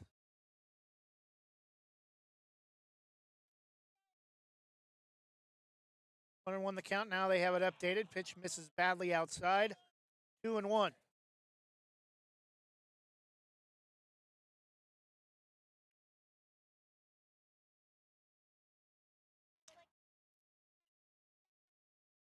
Tying runs aboard. Runner in scoring position at second. Nobody out. Pitch is lifted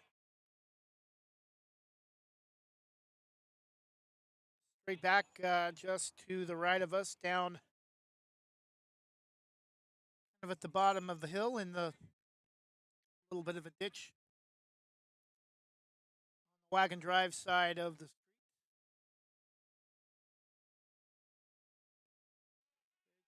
Gonna get away. Throw to third. Not in time. I think the throw might have been in time, but Dakota Chun didn't make the catch cleanly. It was a little bit short to the bag, and count is full. Both runners advance on the pitch that got away from, and they threw it away, tried to throw it to the catcher. It's all the way to the backstop, and they're going to throw to second, and throws in front of the bag. And again, CORVALLIS has now both runners in scoring position. Still nobody out on another error to the plate, second of the game for the Barbers. And now Jason Fritz is going to come out and have a visit with Joe Fagan. Both runners in scoring position, and a great opportunity for CORVALLIS to take the lead as we're starting to get late in the contest, top of the fifth inning. Barbers defeated this team by 13 runs a couple of weeks ago, and threatening to trail here in the top of the fifth with only a 3-2 lead, and runners at second and third, nobody out after a grounder to second. Logan tries to come to the plate and threw it away all the way to the backstop to try to prevent the run from scoring, but bad throw to the plate, and then Barbers nearly threw it away on a pickoff move at second as the runner at first advanced on what would turn out to be a two-base error.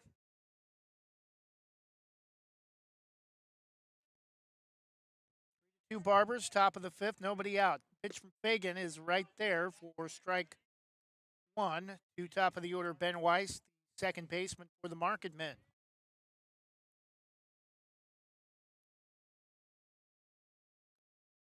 Chopped off the plate foul, 0-2.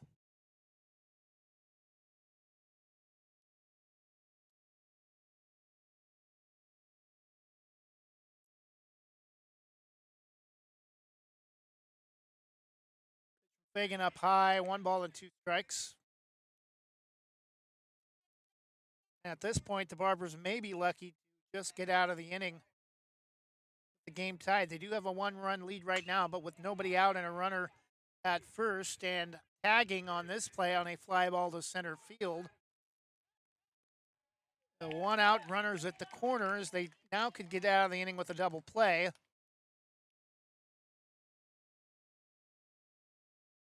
We are tied at 3 with 1 out in the top of the fifth.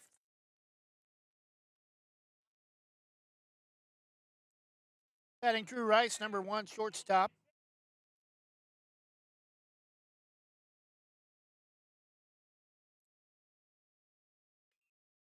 Swung on a rip foul into the bottom of the blue netting in front of the Barbers dugout off of third, 0-1.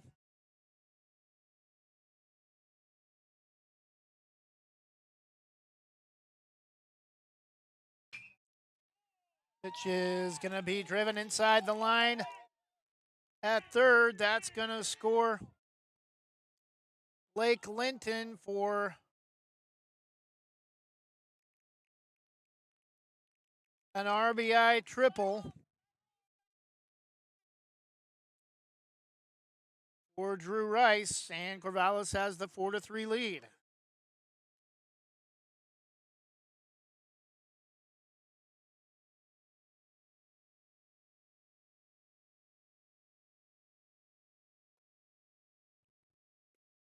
Well inside, ball 1. Axel Preckle off the plate.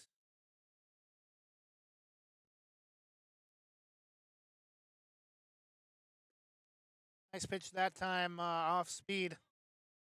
Swung on and missed, 1-1.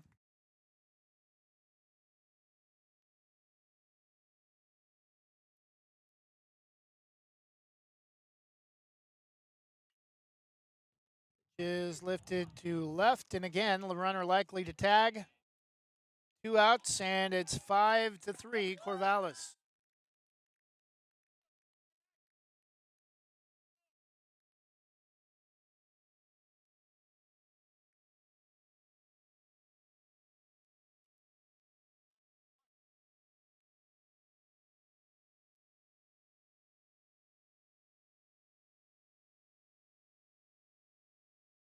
Scoreboard still only shows 1 out, but that should be out number 2. And what should have been out number 3 is going to take a funny hop on Jaden Nakamura, and another error for the Barbers, the second in the inning. And they do now have the outs updated on the board, but another base runner for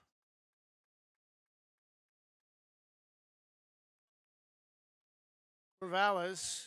Number 21 wide, Jenkins, catcher at the plate with some power. Fouled off the plate, off the end of the bat, 0-1. 4 runs on just 2 base hits and 2 errors in the inning for the Barbers. A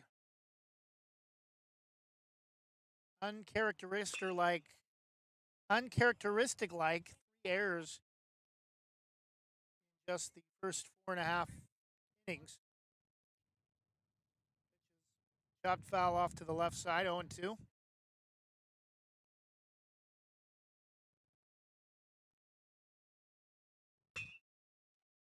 Reaches for one, and that one's going to be lifted to center field, caught for out number 3. Making the grab right in Nakamura. But the damage has been done. 4 runs on just a pair of base hits, 2 errors. 2 runs scored via the sacrifice, and after 4.5, it's now Corvallis 5, and the Barbers will be back in 1 minute. Same great smile, same great service, but a brand new location and a great new team. Sarah Hesselman Group is still proud to support Banks High School athletics, but has now joined the Premier Property Group real estate team with new offices located in Bethany. If you're thinking about buying or selling a home, contact the Sarah Hesselman Group, Sarah at sarahhesselman.com, or call 503-313-0748.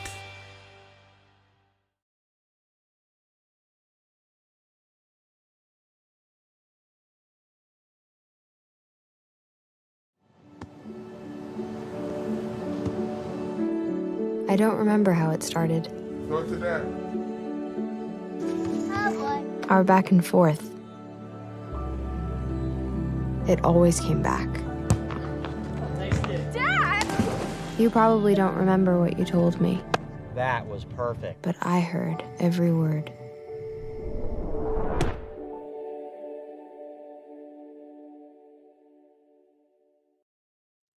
Bottom of the 5th inning for the Barbers with some catch-up to do.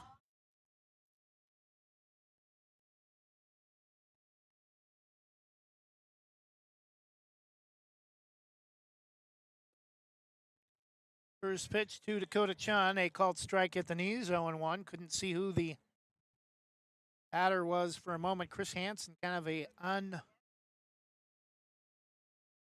unorthodox stance for a catcher's umpire. Kind of stands up about 3/4 behind the plate. Kind of hard to see the hitter. 1-1 the count. Dakota Chun, pitch is swung on, and Sports Center type highlight, and that's going to rob Dakota Chun of some momentum as making the grab. Ben Weiss dives back to his left to make the grab for out number 1, similar to different style catch, but same flair as the one Dakota Chun had in the top of the 5th, or top of the 4th, batting number 33, Miles Ott. Foul tipped into the glove of catcher Wyatt Jenkins, 0-1.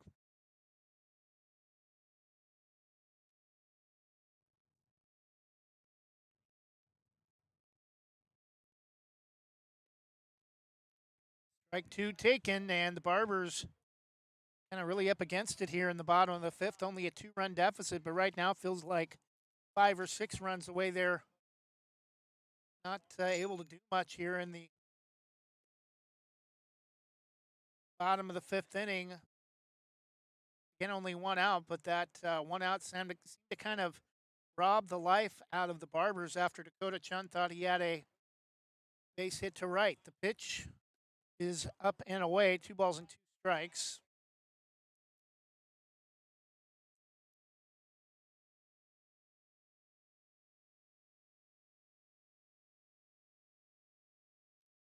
Two pitch.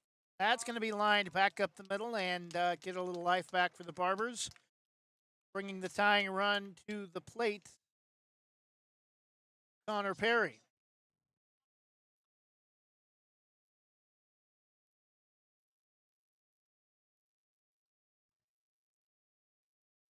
Five runs, 5 hits for Corvallis. 3 runs, 5 hits, 3 errors for the Barbers.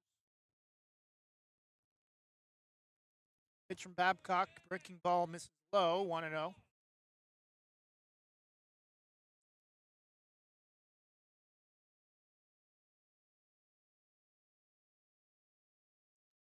One-0 pitch is down and away. 2 balls and no strikes.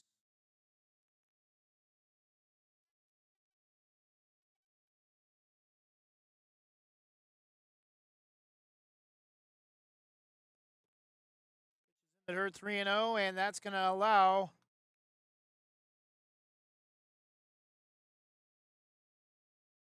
Miles Ott to reach second base as Jenkins can't find it in time. Moves the runner over into scoring position with one out. Strike taken as Connor Perry tosses the bat, 3-1.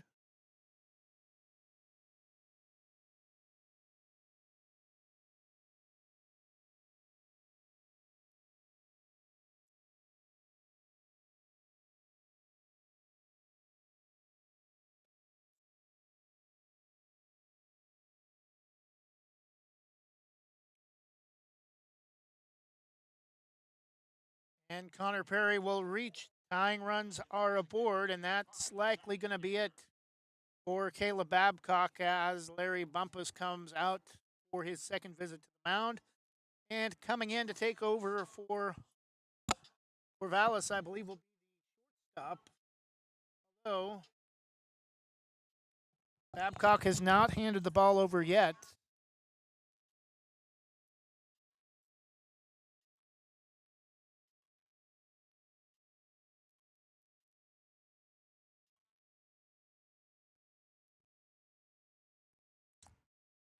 And that will be it for Caleb Babcock. Actually, coming out of the dugout to take over will be number 5, Rylan Mathiasen, to relieve Babcock with 2 runners aboard here in the bottom of the 5th inning. Couple of strikeouts for Caleb Babcock allows 5 base hits through 4 1/3 innings before giving way to Rylan Mathiasen taking over for CORVALLIS. We'll be back in 1 minute after this pitching change on Portland Barbers American Legion Baseball on WestSidesGreatestHits.com and the Westside Mobile Media YouTube channel. Visit Main Street Pizza in Banks, located next to Jim's Market, for the best pizza in Washington County. From loaded hot baked subs to a Main Street special pizza piled high, we will satisfy your pizza cravings. We've been serving and supporting the Banks community since 1986. Open daily at 11 a.m. Call ahead now to place your order at 503-324-5858 or follow us on Facebook to see our daily lunch specials. Mention this radio ad and receive $2 off any Main Street pizza. I don't think that many kids in my son's school even do it. He makes fun of his friend who vapes. He would never try it. She's into soccer. She's on the honor roll. She's just not the type. No way. No way. No way. No way, my kid would never vape. Get your head out of the cloud. Today, nearly 8,000 kids will start vaping. Maybe even yours. Learn about the dangers at talkaboutvaping.org.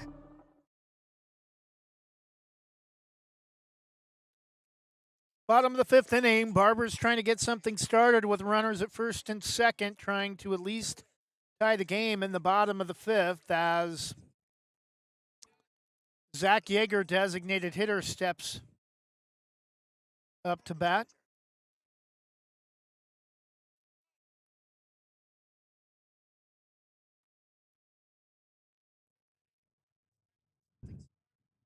Pitch is up, 1-0.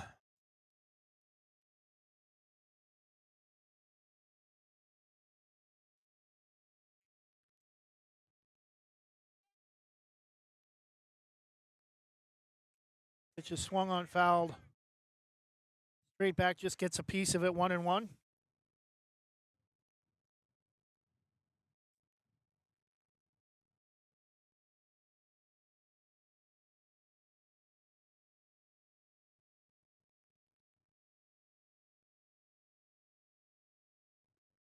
Pitch started inside and cuts back late, 1-2.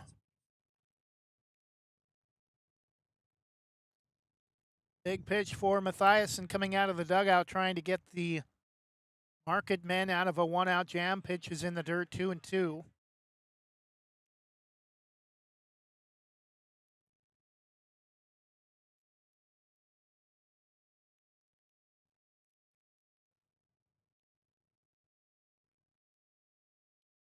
Zach Yeager, the hitter, 5 versus 5, and he will hit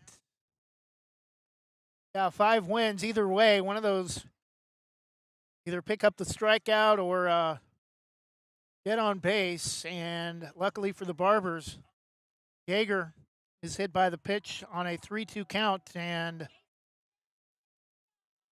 now the bases are loaded and the go-ahead run is aboard. Rylan Nakamura, the hitter. 1 out, ground ball still gets. I almost said the Dodgers. They kind of look like the Dodgers. The MARKETMEN out of the inning without giving up any damage.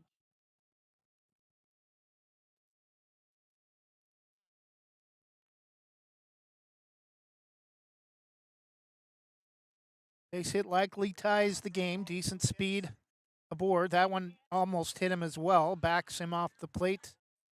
1-1.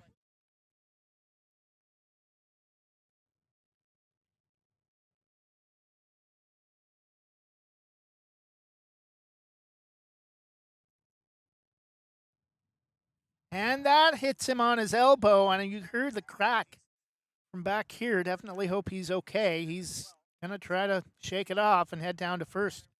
That will bring in the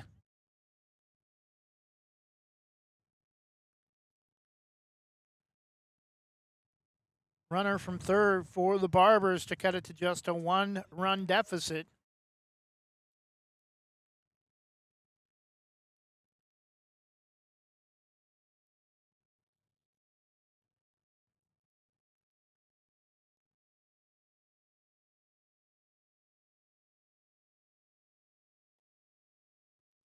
Almost sounded like it hit the bat.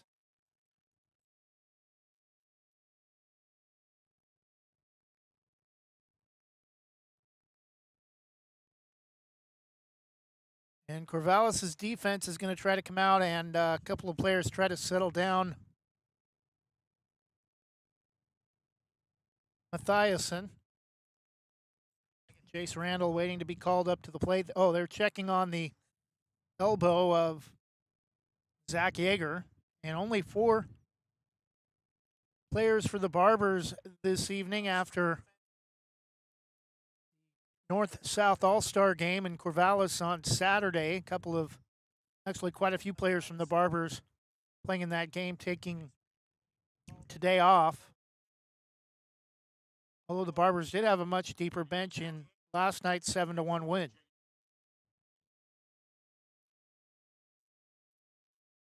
Actually, Nakamura at first base, I said earlier, was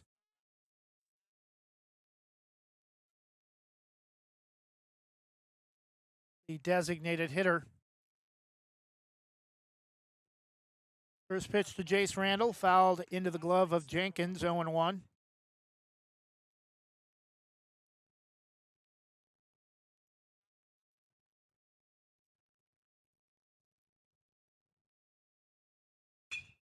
Is grounded through the gap for a base hit, and that's going to tie the game. Possibly, no, they will hold the runners aboard, but Jace Randall with an RBI single to right ties the game at 5.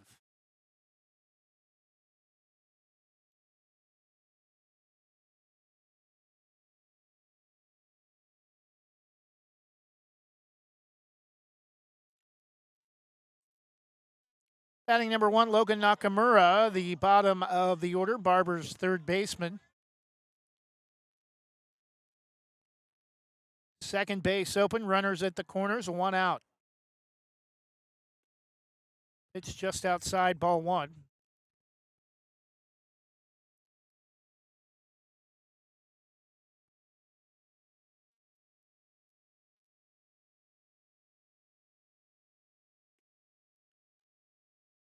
Two runs, 3 hits in the inning for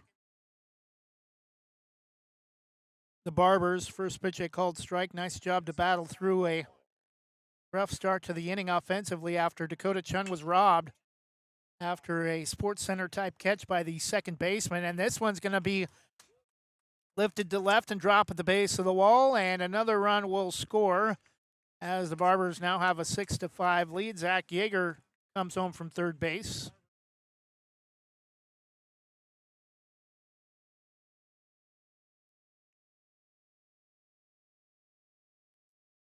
3 runs in the inning gives the Barbers the lead back 6-5.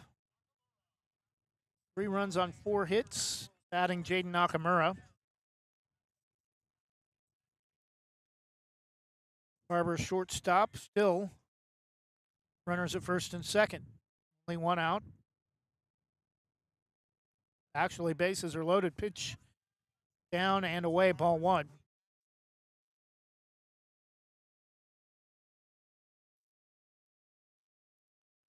Almost didn't see the runner at third out of the corner of my eye. Pitch is grounded over the top of the mound, back up the middle, another base hit.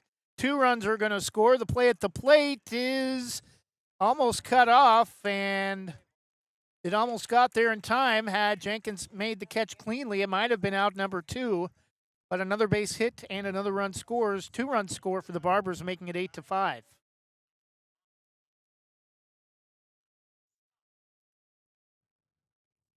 Five runs in the inning for the Barbers. Their largest lead of the game now of 3 runs.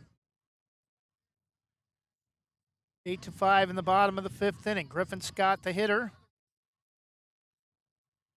Grand slam last night in the 7-1 victory over Hillsdale.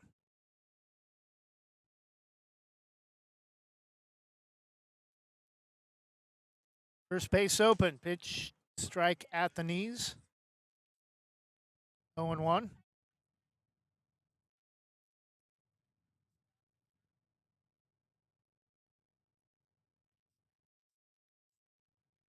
The 1 pitch, breaking ball down, dropped off the planet down around the shoe tops of Jenkins. 0-2. Nasty pitch that time. The 0-2 delivery from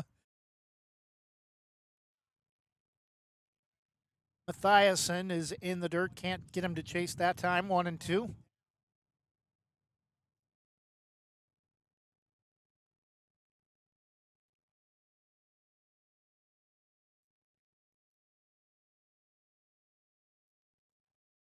Straight 1-2 and strike 3 called. Ring him up for out number 2.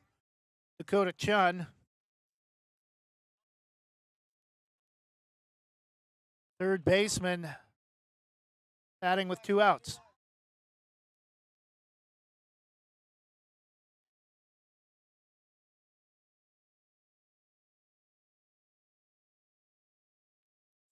First pitch down and in, and it hit him on either on his shin guard or on the top of his foot.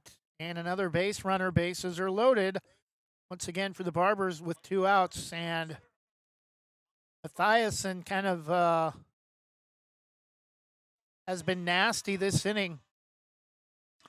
He's had some pretty gnarly pitches that have kind of just dropped off, to use a play on words for the Marketmen, has dropped off the shelf. But has also hit a couple of batters now in the inning and given up a couple of runs. Grounder gets past the second baseman. 2 runs are going to score on the error. The throw to third, though, will be... They are going to make the tag at second base, though, to end the inning. But 2 more runs will score on the error at second base. It's now 10-5 Barbers. Costly error for Corvallis to try to stay in this game.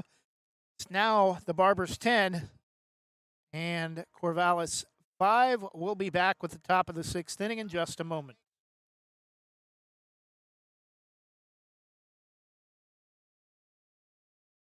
Explore your world with Donna Mallard Hawkins at Infinity Escapes Travel. She's a Banks alum and can help you find great deals on cruises with Regent 7 Seas and discounts on guests with Virgin Voyages and Royal Caribbean. Want to stay ashore? Check out featured tours like National Parks of the American West, like tours of Croatia and Madagascar. Book your next vacation with Donna Mallard Hawkins and Infinity Escapes Travel, calling 823-634-8080 or visit infinityescapestravel.com.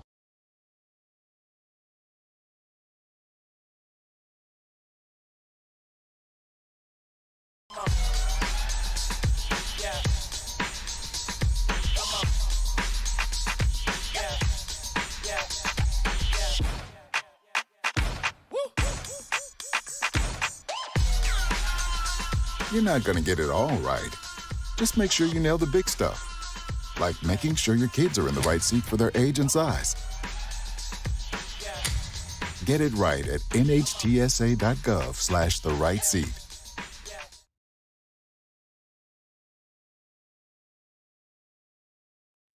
New pitcher entering the game, top of the 6th inning for the Barbers. Logan Nakamura will come in, moving over from second base.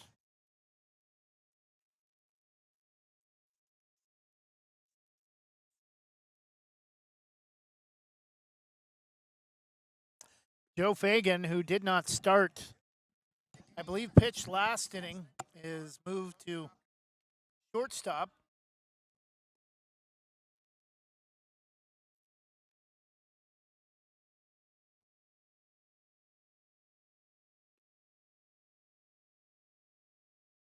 Connor Perry moving from first to third. Griffin Scott now playing at first base.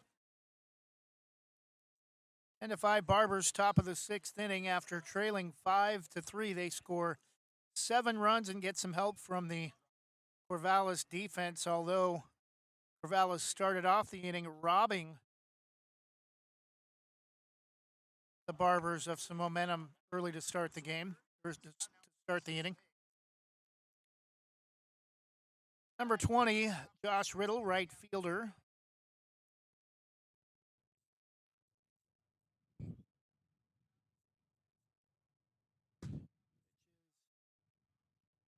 Left to right cutter or right to left cutter, I should say, looking at it from the pitcher's standpoint. Up in the strike zone, swung on and missed, 0-1. And the sweeping fastball misses outside that time, 1-1.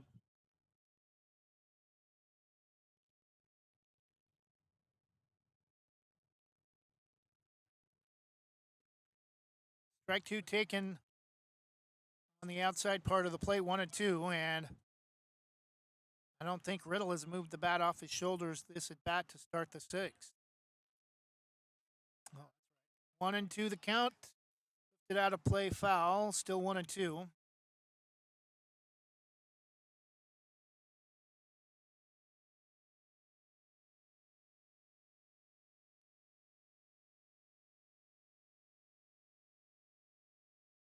Nakamura's 1-2. Check swing. Unable to hold off. That not sure about that. Barbers may have gotten a break. Looked like he only went about a quarter of the way, but apparently he broke his wrists on the swing. 1 out after the called third strike on a check swing. 1 out for CORVALLIS in the top of the 6th, batting Mason Stearns, starting first baseman. Just outside, ball 1, a little bit low.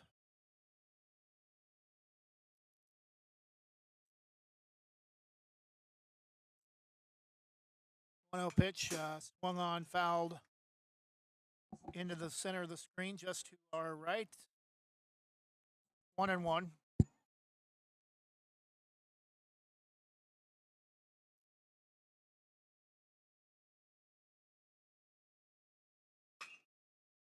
One pitch is driven to left. That is going to be foul. 1-2. There is an ATM machine though.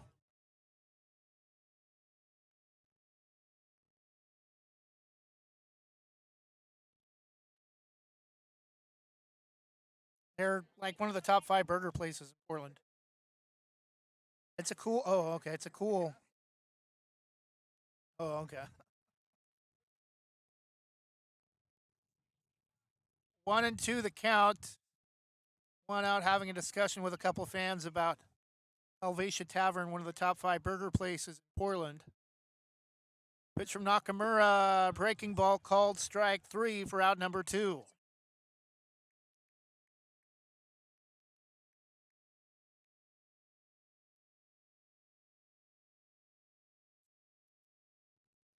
I'll bring up number 10. First at bat for Caden Schaefer. 2 outs in the top of the 6th inning. 10-5 Barbers lead, breaking it open in the top half after trailing 5-3. We're in the bottom half of the 5th before trailing 5-3, entering the bottom of the 5th inning.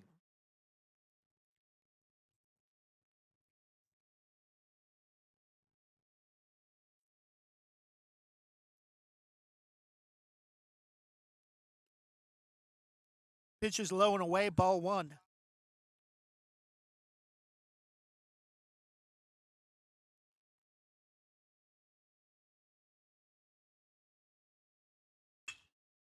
Driven to center field, and that's going to get down for a 2-out single to right center for Hayden Schaefer in his first at bat.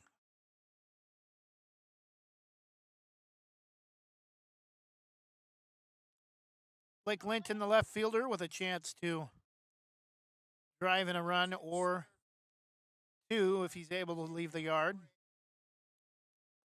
He's taken low and away, ball 1. 5 runs, 6 hits, 1 error for Corvallis. 10 runs, 8 hits, 3 errors for the Barbers.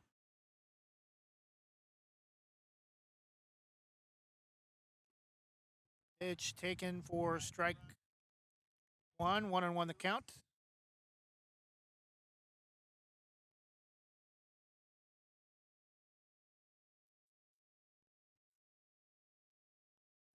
One pitch. Chases one off the plate, 1-2.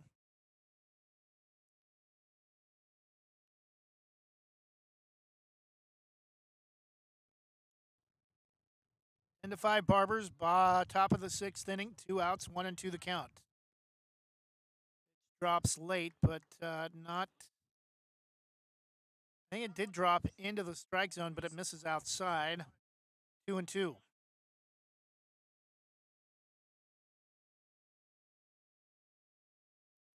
Nakamura's 2-2 delivery just outside. Count is full.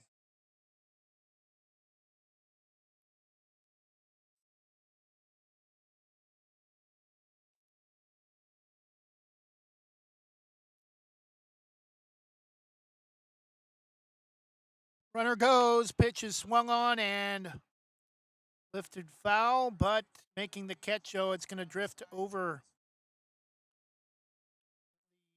first base dugout. Count remains full, 3-2.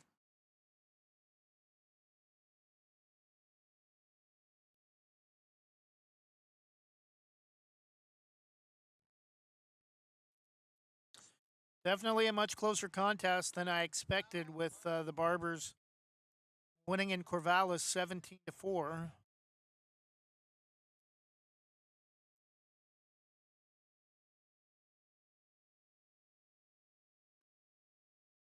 Misses down and away for ball 4, and top of the order,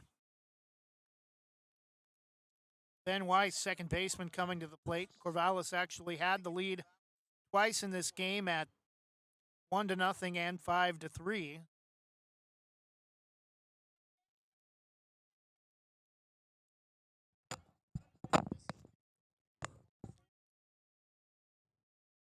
Nakamura looks at second, fires to the plate, lost the handle up,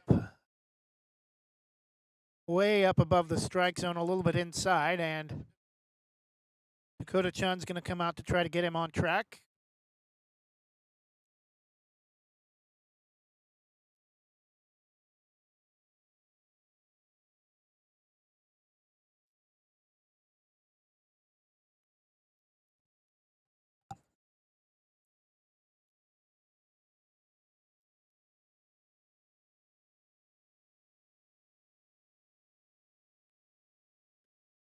Pitch, strike 1 taken. 1-1 the count.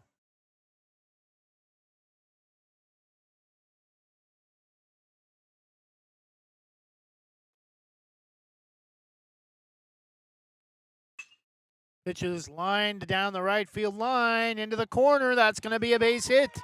2 runs are going to score, and this one isn't over yet. It's a 2 RBI double to the corner and right. A throw to the plate is going to go as an error. And a double and an error for Corvallis makes the score 10-7.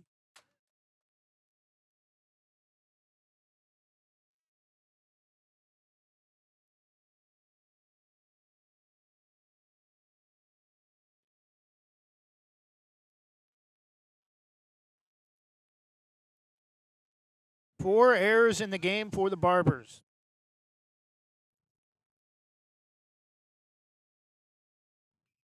Pitch is first pitch swinging, lifted to right. Griffin Scott a chance to make the catch this time in foul territory in front of the Corvallis dugout, and he will do just that. But Corvallis still with a chance, picking up 2 more runs in the top of the 6th inning after the 2-out double to the right field corner after 5.5. It's now the Barbers 10 and Corvallis 7.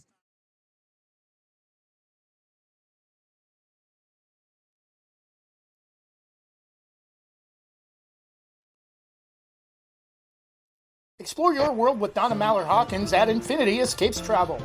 She's a Banks alum and can help you find great deals on cruises with Regent 7 Seas and discounts on guests with Virgin Voyages and Royal Caribbean. Want to stay ashore?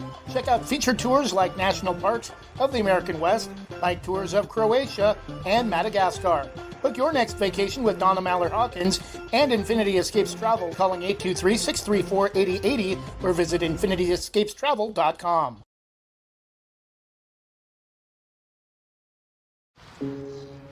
Dear moms and dads, what you have achieved here today is going to help us and our futures.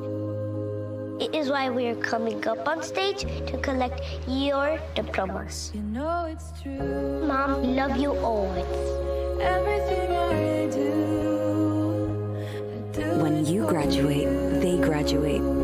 Visit finishyourdiploma.org to find free and supportive adult education centers near you. Bottom of the 6th inning, Corvallis pecks on 2 more runs in the top of the 6th inning to cut the Barbers' lead to 10-7. Connor Perry leading off the bottom of the 6th inning.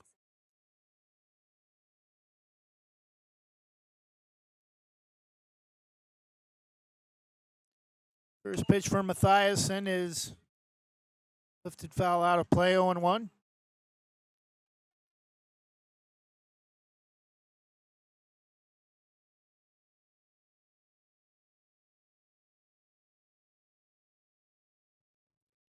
Pitch down, skips off the plate, 1-1.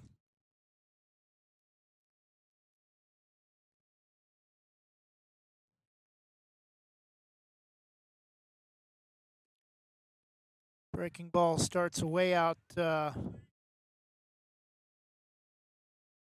inside and breaks late back across the plate, 1-2. Check swing called, unable to pull the trigger, and out number 1 for the Barbers in the bottom of the 6th inning. Joe Fagan came in to play at shortstop when Logan Nakamura came in to pitch.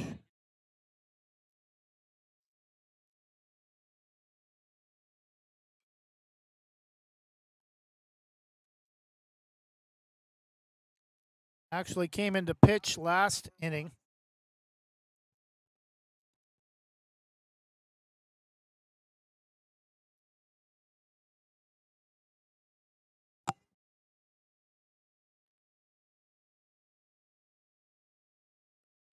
Pitch in the dirt, 1 ball and 1 strike.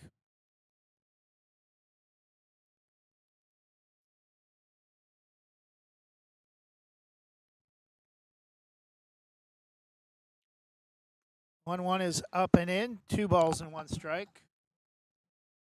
Correction, 1-1.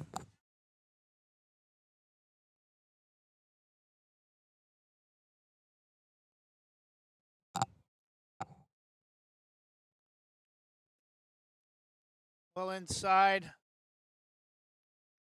Yeah, it is 3-1. The scoreboard is incorrect. Oh. Now he changes it back to 2-1.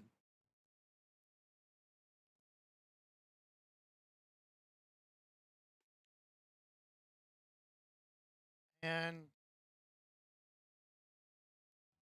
Joe Fagan tosses the bat. He thought he had a walk, and it's only ball 3.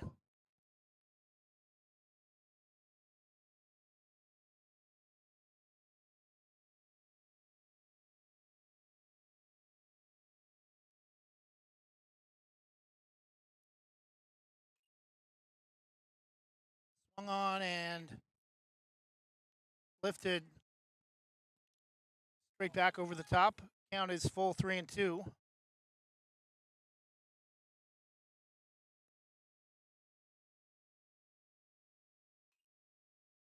Fouled off to the right side.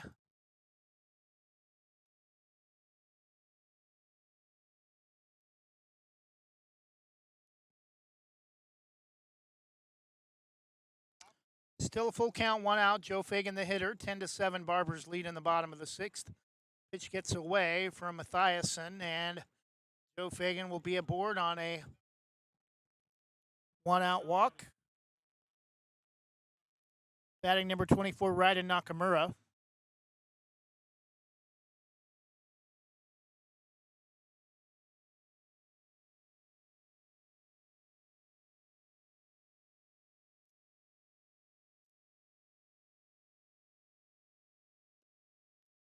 Pitch strike called on the outside edge, 0-1.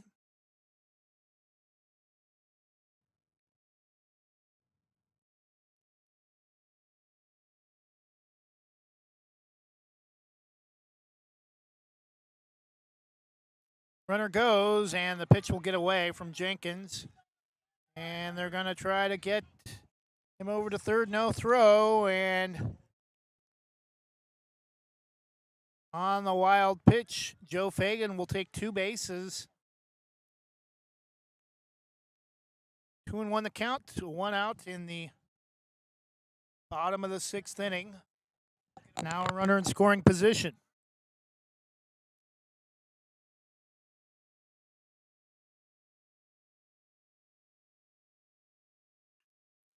Grounded off the foot of Mathiasen to third, throw to first. Will not be in time. The run will score, and it's 11-7 off the infield base hit.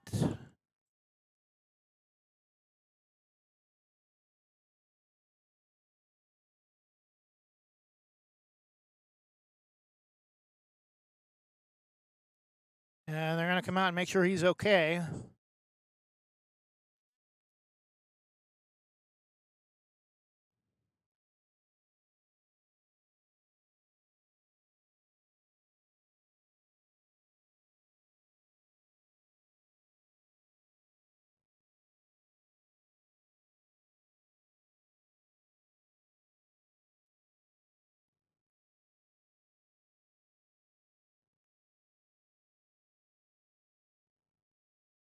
And Mathiasen appears to be staying in.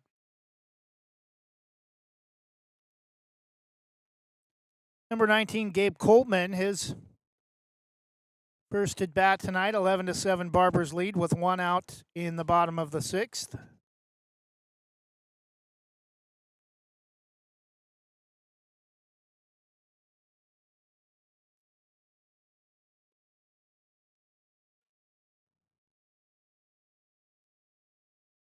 First pitch gets away, 1-0.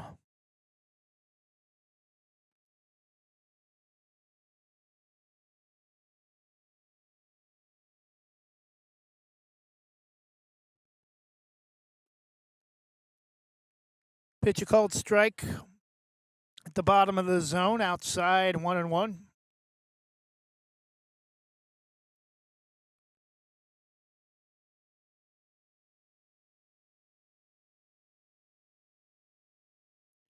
The 1-1 pitch grounded hard to short. Throw to second for 1, on to first.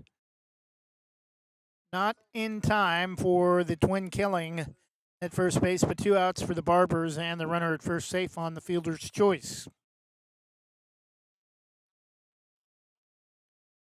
Number 1, Logan Nakamura. Barbers down to what should be their final out of the game, a 4-run lead with 2 outs in the bottom of the 6th.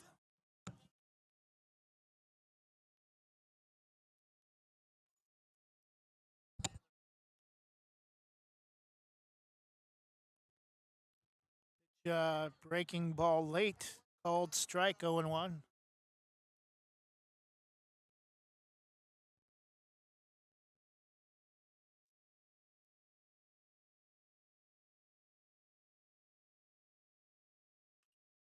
Swung on and lifted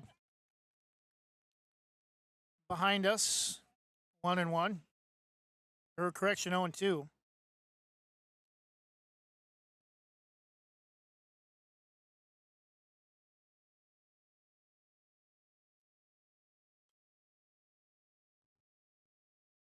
Foul out of play, still 0-2 the count.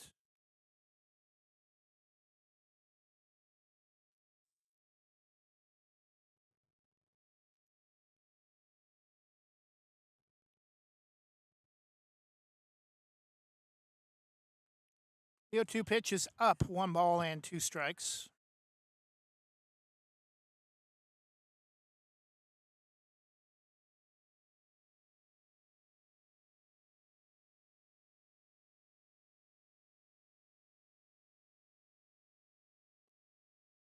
Pitch down and in, 2 balls and 2 strikes the count.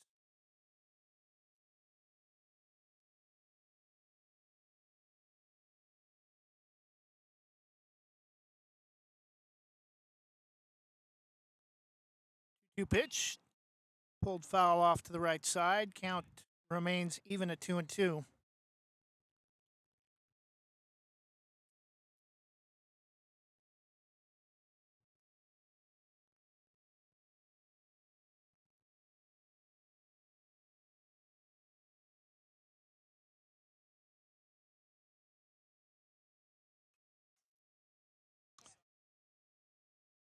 Inline foul straight back. Just to the left of our seated position. 2-2 the count, 2 outs. Bottom of the 6th inning, 11-7 Barbers lead. Thiasen misses up high. Count again goes full to Logan Nakamura.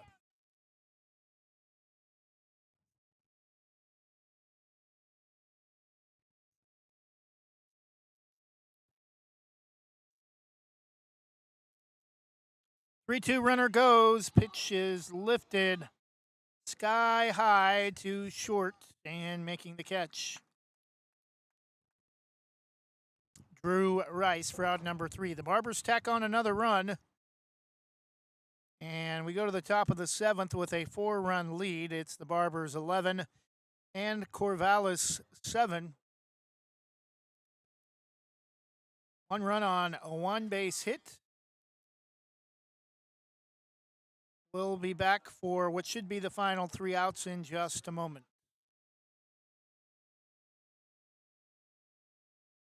Whether it's a steaming hot old-fashioned cup of joe or hot chocolate on a cold winter day, or an ice-cold Italian soda or iced coffee on a hot summer day, anytime is a great time to stop by Scoggins Creek Coffee. With 2 locations in Gaston and Yamhill Carlton, their warm and friendly baristas will get you the delicious drink of your choice. Scoggins Creek Coffee, call 503-985-3483, 503-985-3483.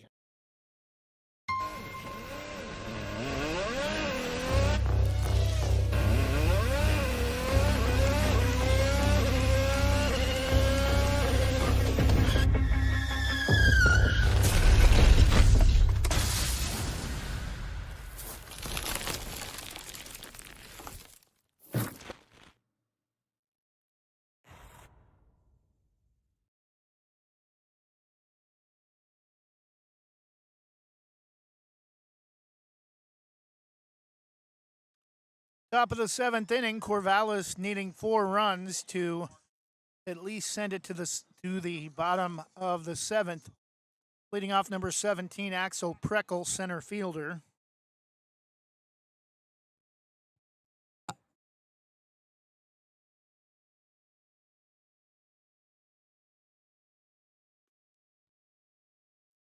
Breaking ball misses high, dropped late, but I believe too late.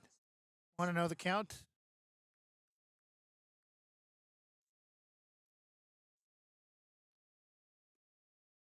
Pitch outside, 2-0.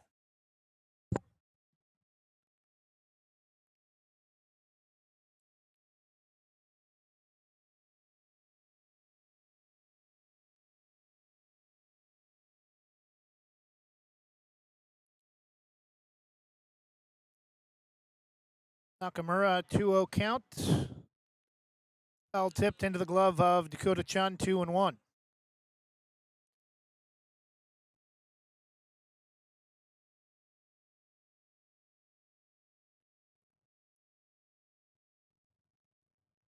Two-one pitch, swung on and missed, strike two.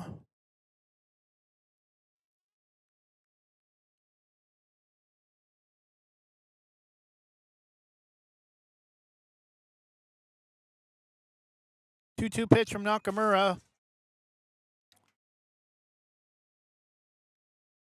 To the top third of the back screen, still 2-2.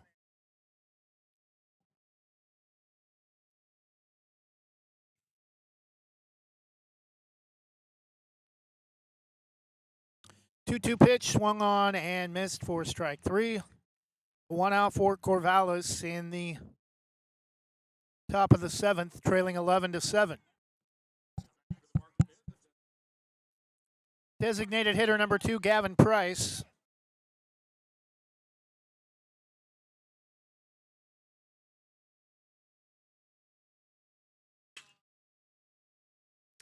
This is driven to center field, and that's going to leave the yard. Solo shot for Gavin Price, 11-8 with one out in the top of the seventh.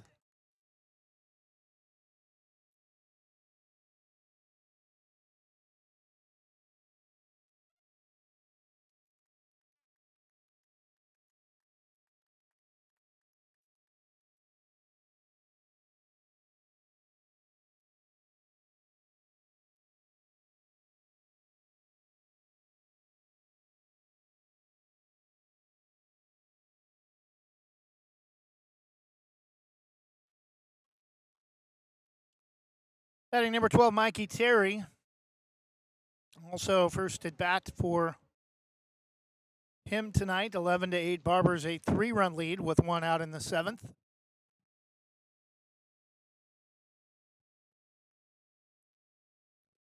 Pitch down and away, ball one.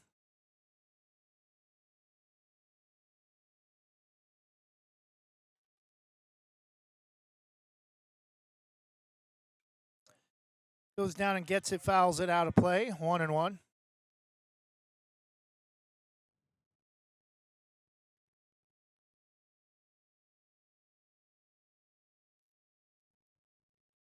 The 1-1 from Logan Nakamura. Pitch swung on and driven to center field, making the catch for out number 2.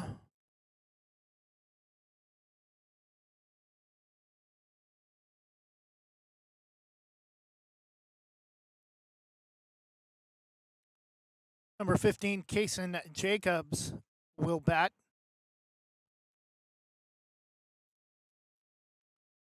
His first time at the plate.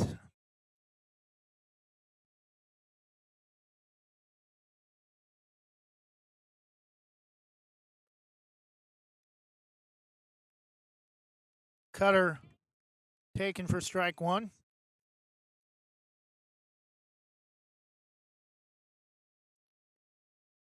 Down and away, 1 ball and 1 strike.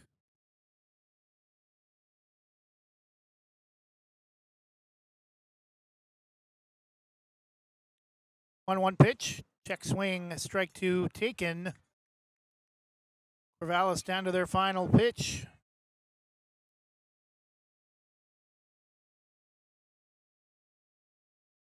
The 1-2, strike three called to end the game.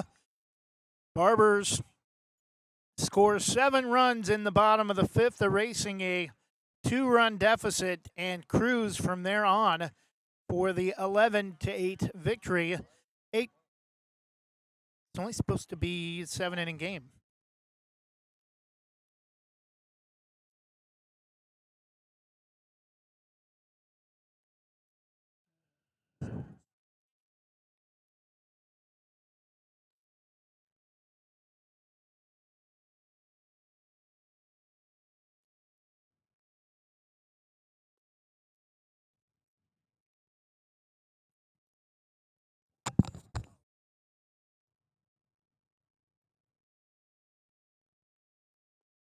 He didn't last.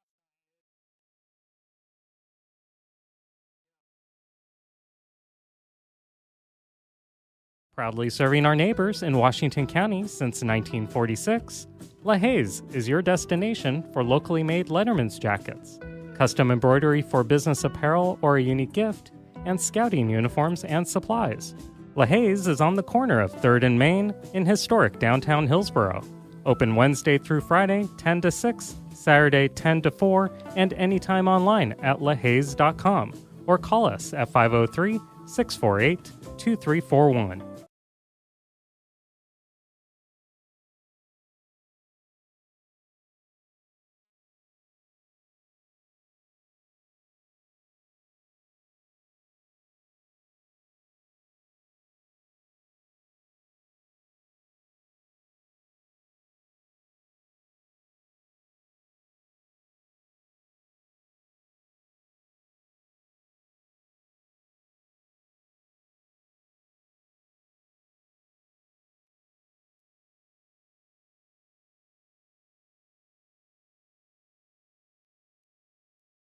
And unbeknownst to us, tonight's game has been changed from a 7-inning contest to the first 9-inning game of the season. One out for the Barbers as we come back late. Had to make a phone call due to the change in plans. Griffin Scott batting with 1 out. First pitch to him is taken for a strike low after the Barbers fly out to center field. I believe it was Dakota Chun for the first out of the top of the 8th. The pitch is going to skip past plate 1-0.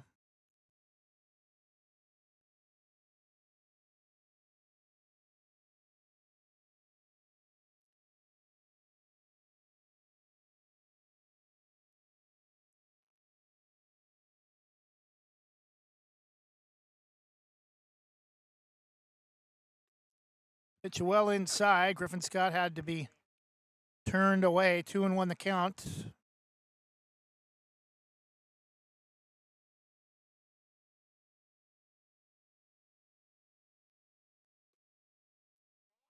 Pitch just misses outside. 3-1.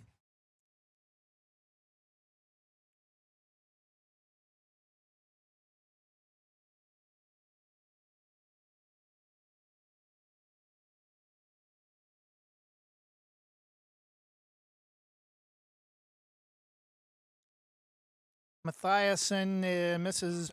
Oh, that's a low strike. 3-2 the count.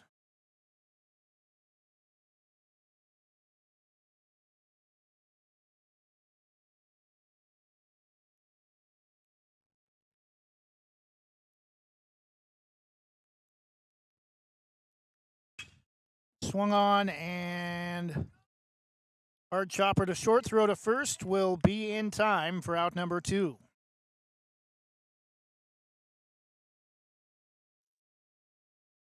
Not out? Okay. I thought the throw was before he got to the bag, and I didn't see the first base umpire make a call.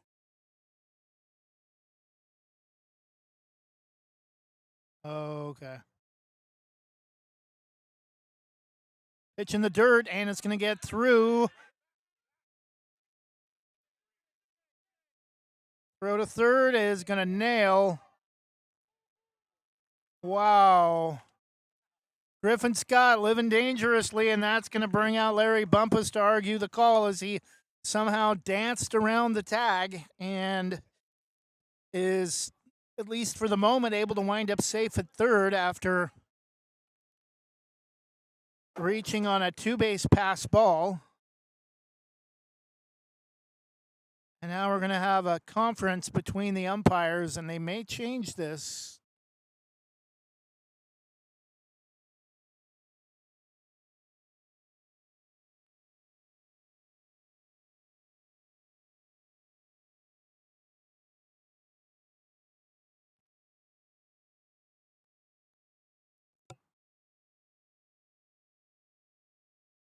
And they are going to say he's safe. Some crafty moves from Griffin Scott to try to reach third. 1 out in the bottom of the 7th. 11-8 Barbers lead.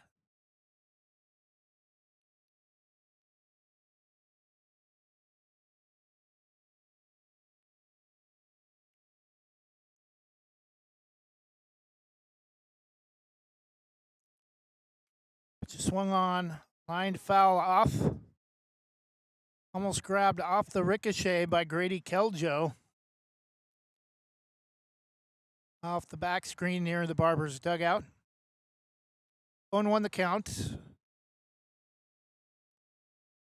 Pitch in the dirt, 1-1.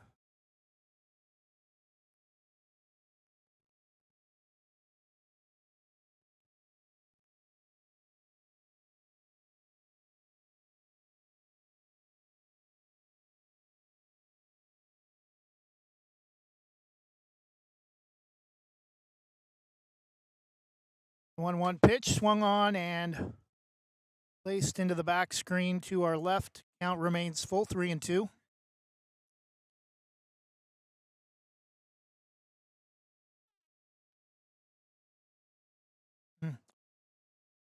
Scoreboard showed 2-2 or 3-2. It has been corrected to 2-2. Pitch in the dirt. Now it's 3-2.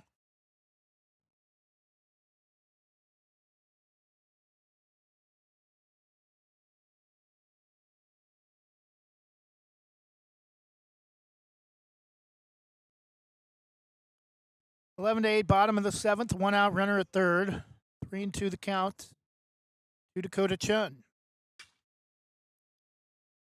Driven to center field, and he may not have to tag up. He will not. It's going to be a 2-run shot for Dakota Chun. That ball carried and carried and carried. Looked like it was going to be a sac fly to center field. Instead, it's going to be eaten by the brush monster, and the Barbers now with a 13-8 lead with a 1 out in the bottom of the seventh inning after the 2-run blast from Dakota Chun.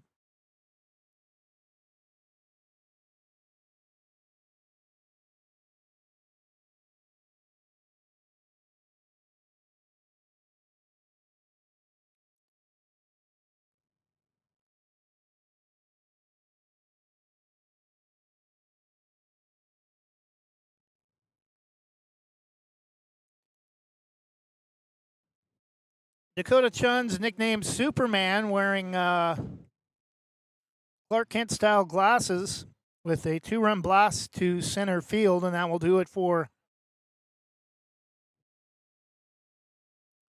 Ryland Mathiasen. Will tell you who the new pitcher is on the other side of the break. We'll be back in 1 minute. At Wana Credit Union, every individual is unique, with different needs, different wants, and different goals. This is who we are, and we live here. Our families live here. Our friends live here. This is our home, because to us, you're not a number. You're an individual. Wana Credit Union. Individuals welcome.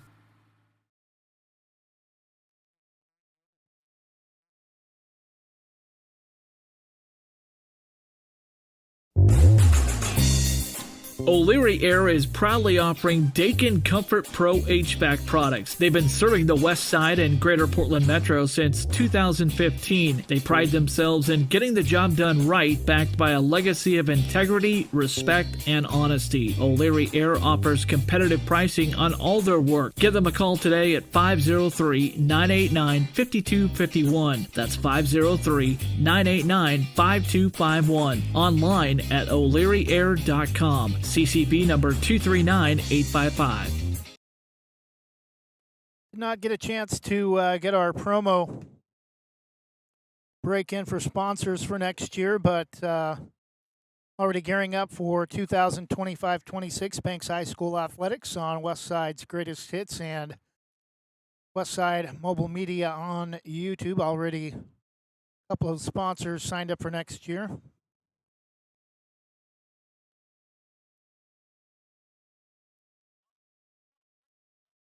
One out for Grady Keljo. Normally, when he does play, you see him on the mound. His older brother, Nelson, had a pretty good performance for the Oregon State Beavers this year. Pitched some in the state play in the Division I college playoffs and helped lead the Beavers to the College World Series. First pitch is down and in, ball one.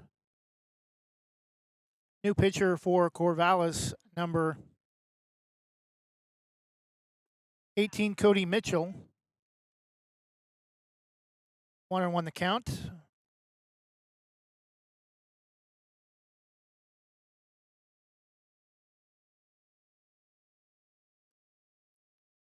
Pitch misses down and in.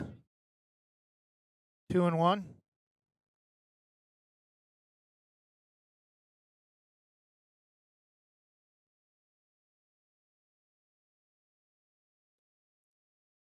Pitch again.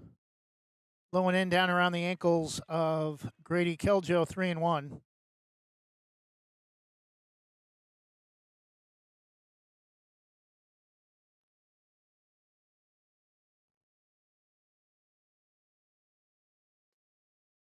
And pitch misses for ball 4.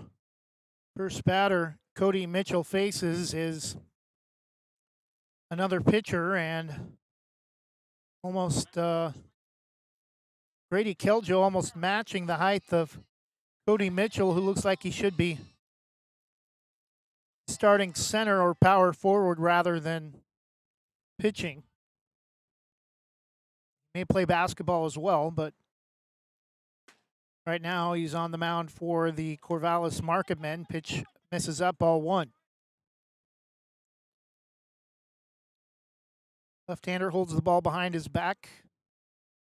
Comes to the glove waist high, looks at first, throws that direction, and nearly threw it away.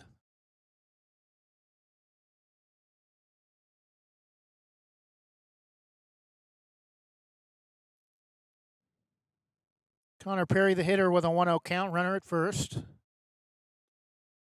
Again, misses down and in. He likes that spot on the inside corner at the knees. Problem is he hasn't been able to find it this inning. 2-0 the count.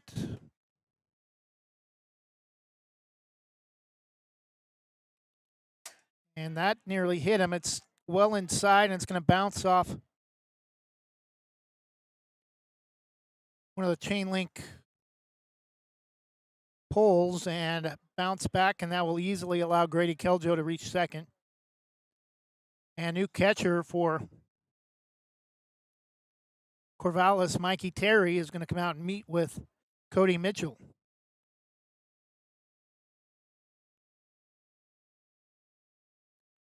That discussion was short-lived, and Mitchell is set to hopefully get one across the plate. Strike taken at the knees. 3-1.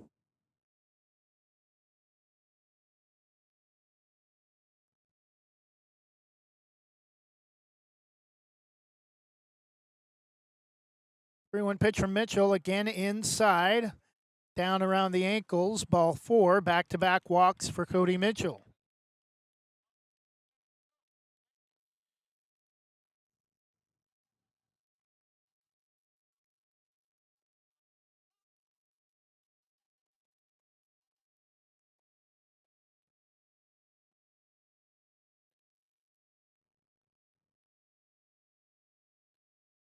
Time called.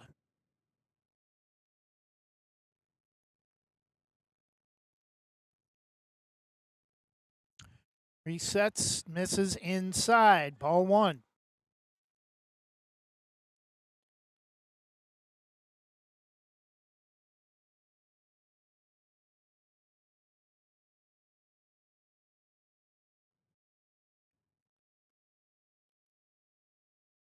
Breaking ball drops late, but apparently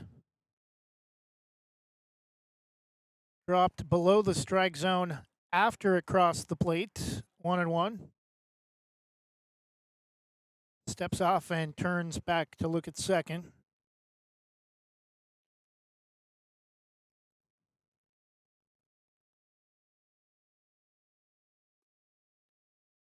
Pitch maybe a little bit high, 2-1.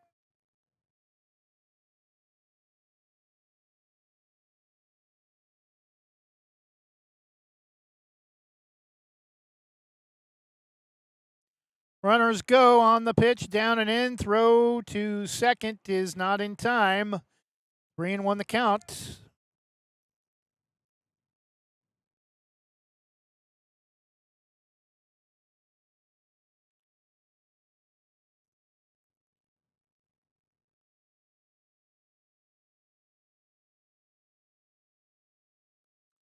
Pitch is in the dirt, ball 4. Cody Mitchell has walked the first 3 batters,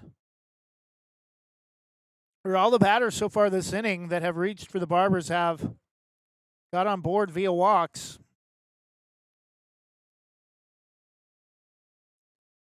Right in Nakamura now with the bases loaded.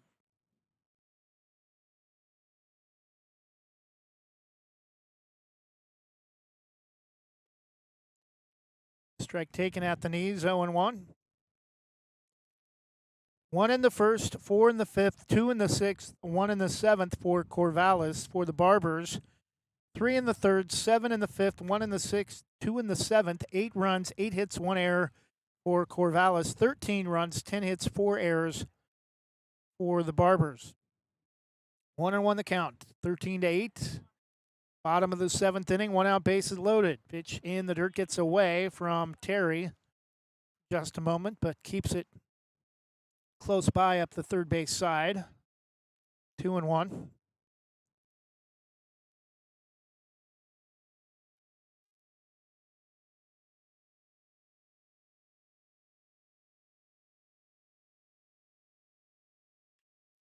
Pitch is going to drop into shallow left. 2 more runs are going to score. 15-8. Throw at the plate will be late, and in fact will be cut off. And reaching third now, runners at the corners after a 2 RBI double, or 2 RBI single for Ryden Nakamura. It's now 15-8. And hopefully for a lot of us fans, that will put the potentially game-ending runs on the base paths with a 1 out. Well, if Gabe Coltman is able to knock one out of the yard, and he's done that quite a few times this season for both the Barbers and Sunset. Headed to South Carolina upstate next season. –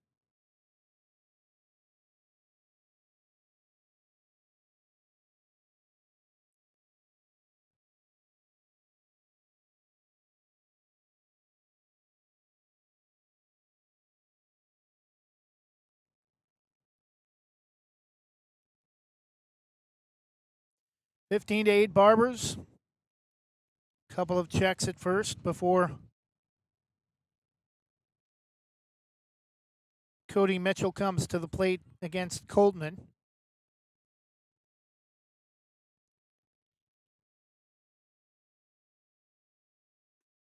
Pitch is up. Ball 1 as Terry checks the runner back to first.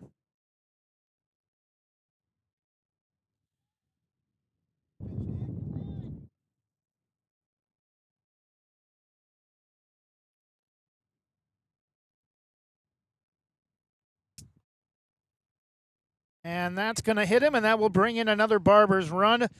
2 runs away from a walk-off 7-inning victory, although the Barbers wanted to extend it to 9. They may not have a choice.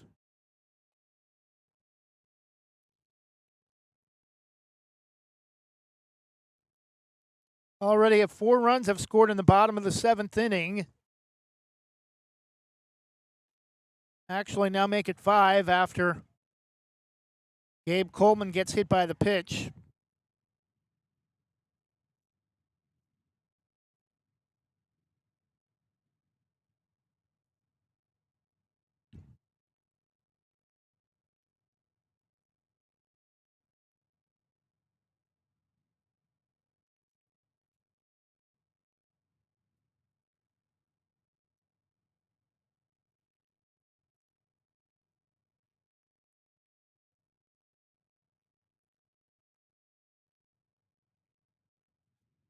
And apparently first base was open, so that will not walk in. The hit batter will not lead to another run, but it will load the bases.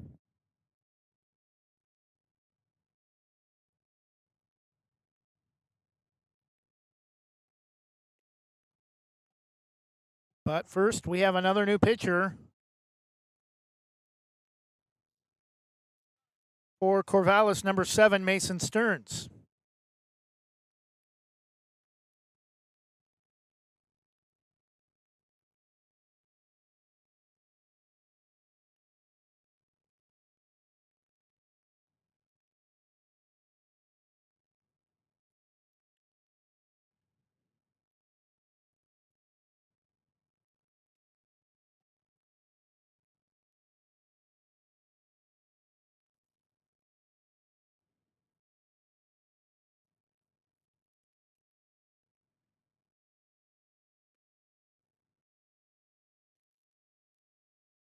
Barbers 15, Corvallis 8. Corvallis had the lead twice, 1-0 in the top of the second and 5-3 in the top of the fifth.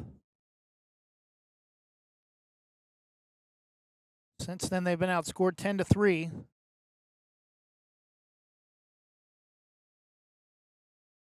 Or 12-3.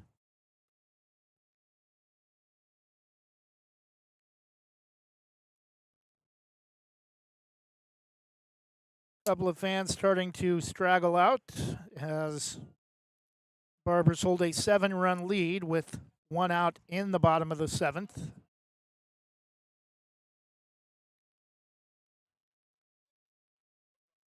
Batting number 1, Logan Nakamura, bases loaded. Base hit would likely score 2.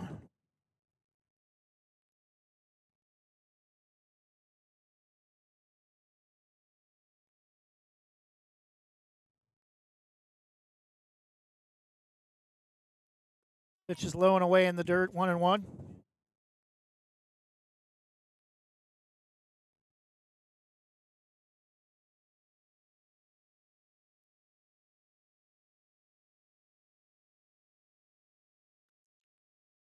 Breaking ball outside, ball 2.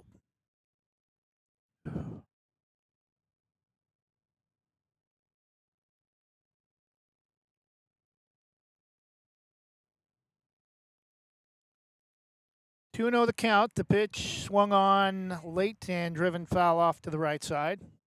Or left side, 2-1. Correction, 2-2.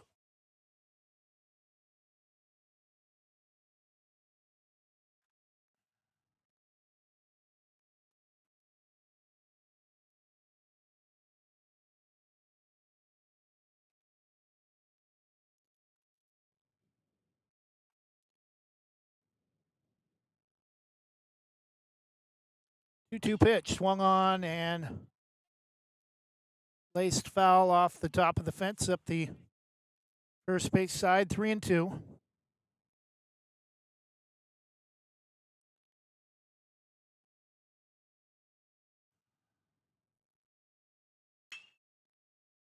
Pitch is driven to right down along the first base line. This may end it. 1 run will score, 2 runs will score. They're going to hold the runners at second and third, 1 out.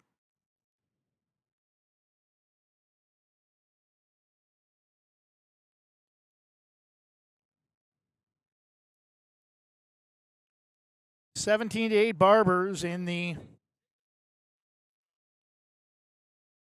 bottom of the 7th.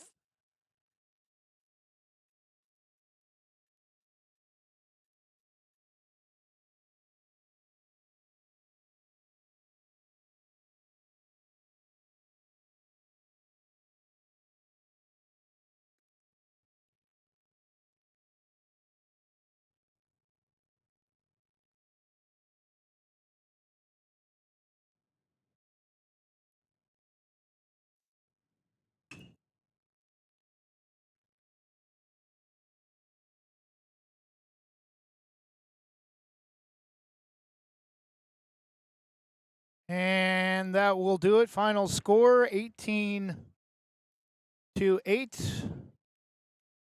Barbers walk it our night. Yeah, 18-8 in the bottom of the 7th inning. Final score, Barbers. They are going to say 2 runs will score, 19-8. The final score for the Barbers. A 19-8 victory, the most runs they've scored this season.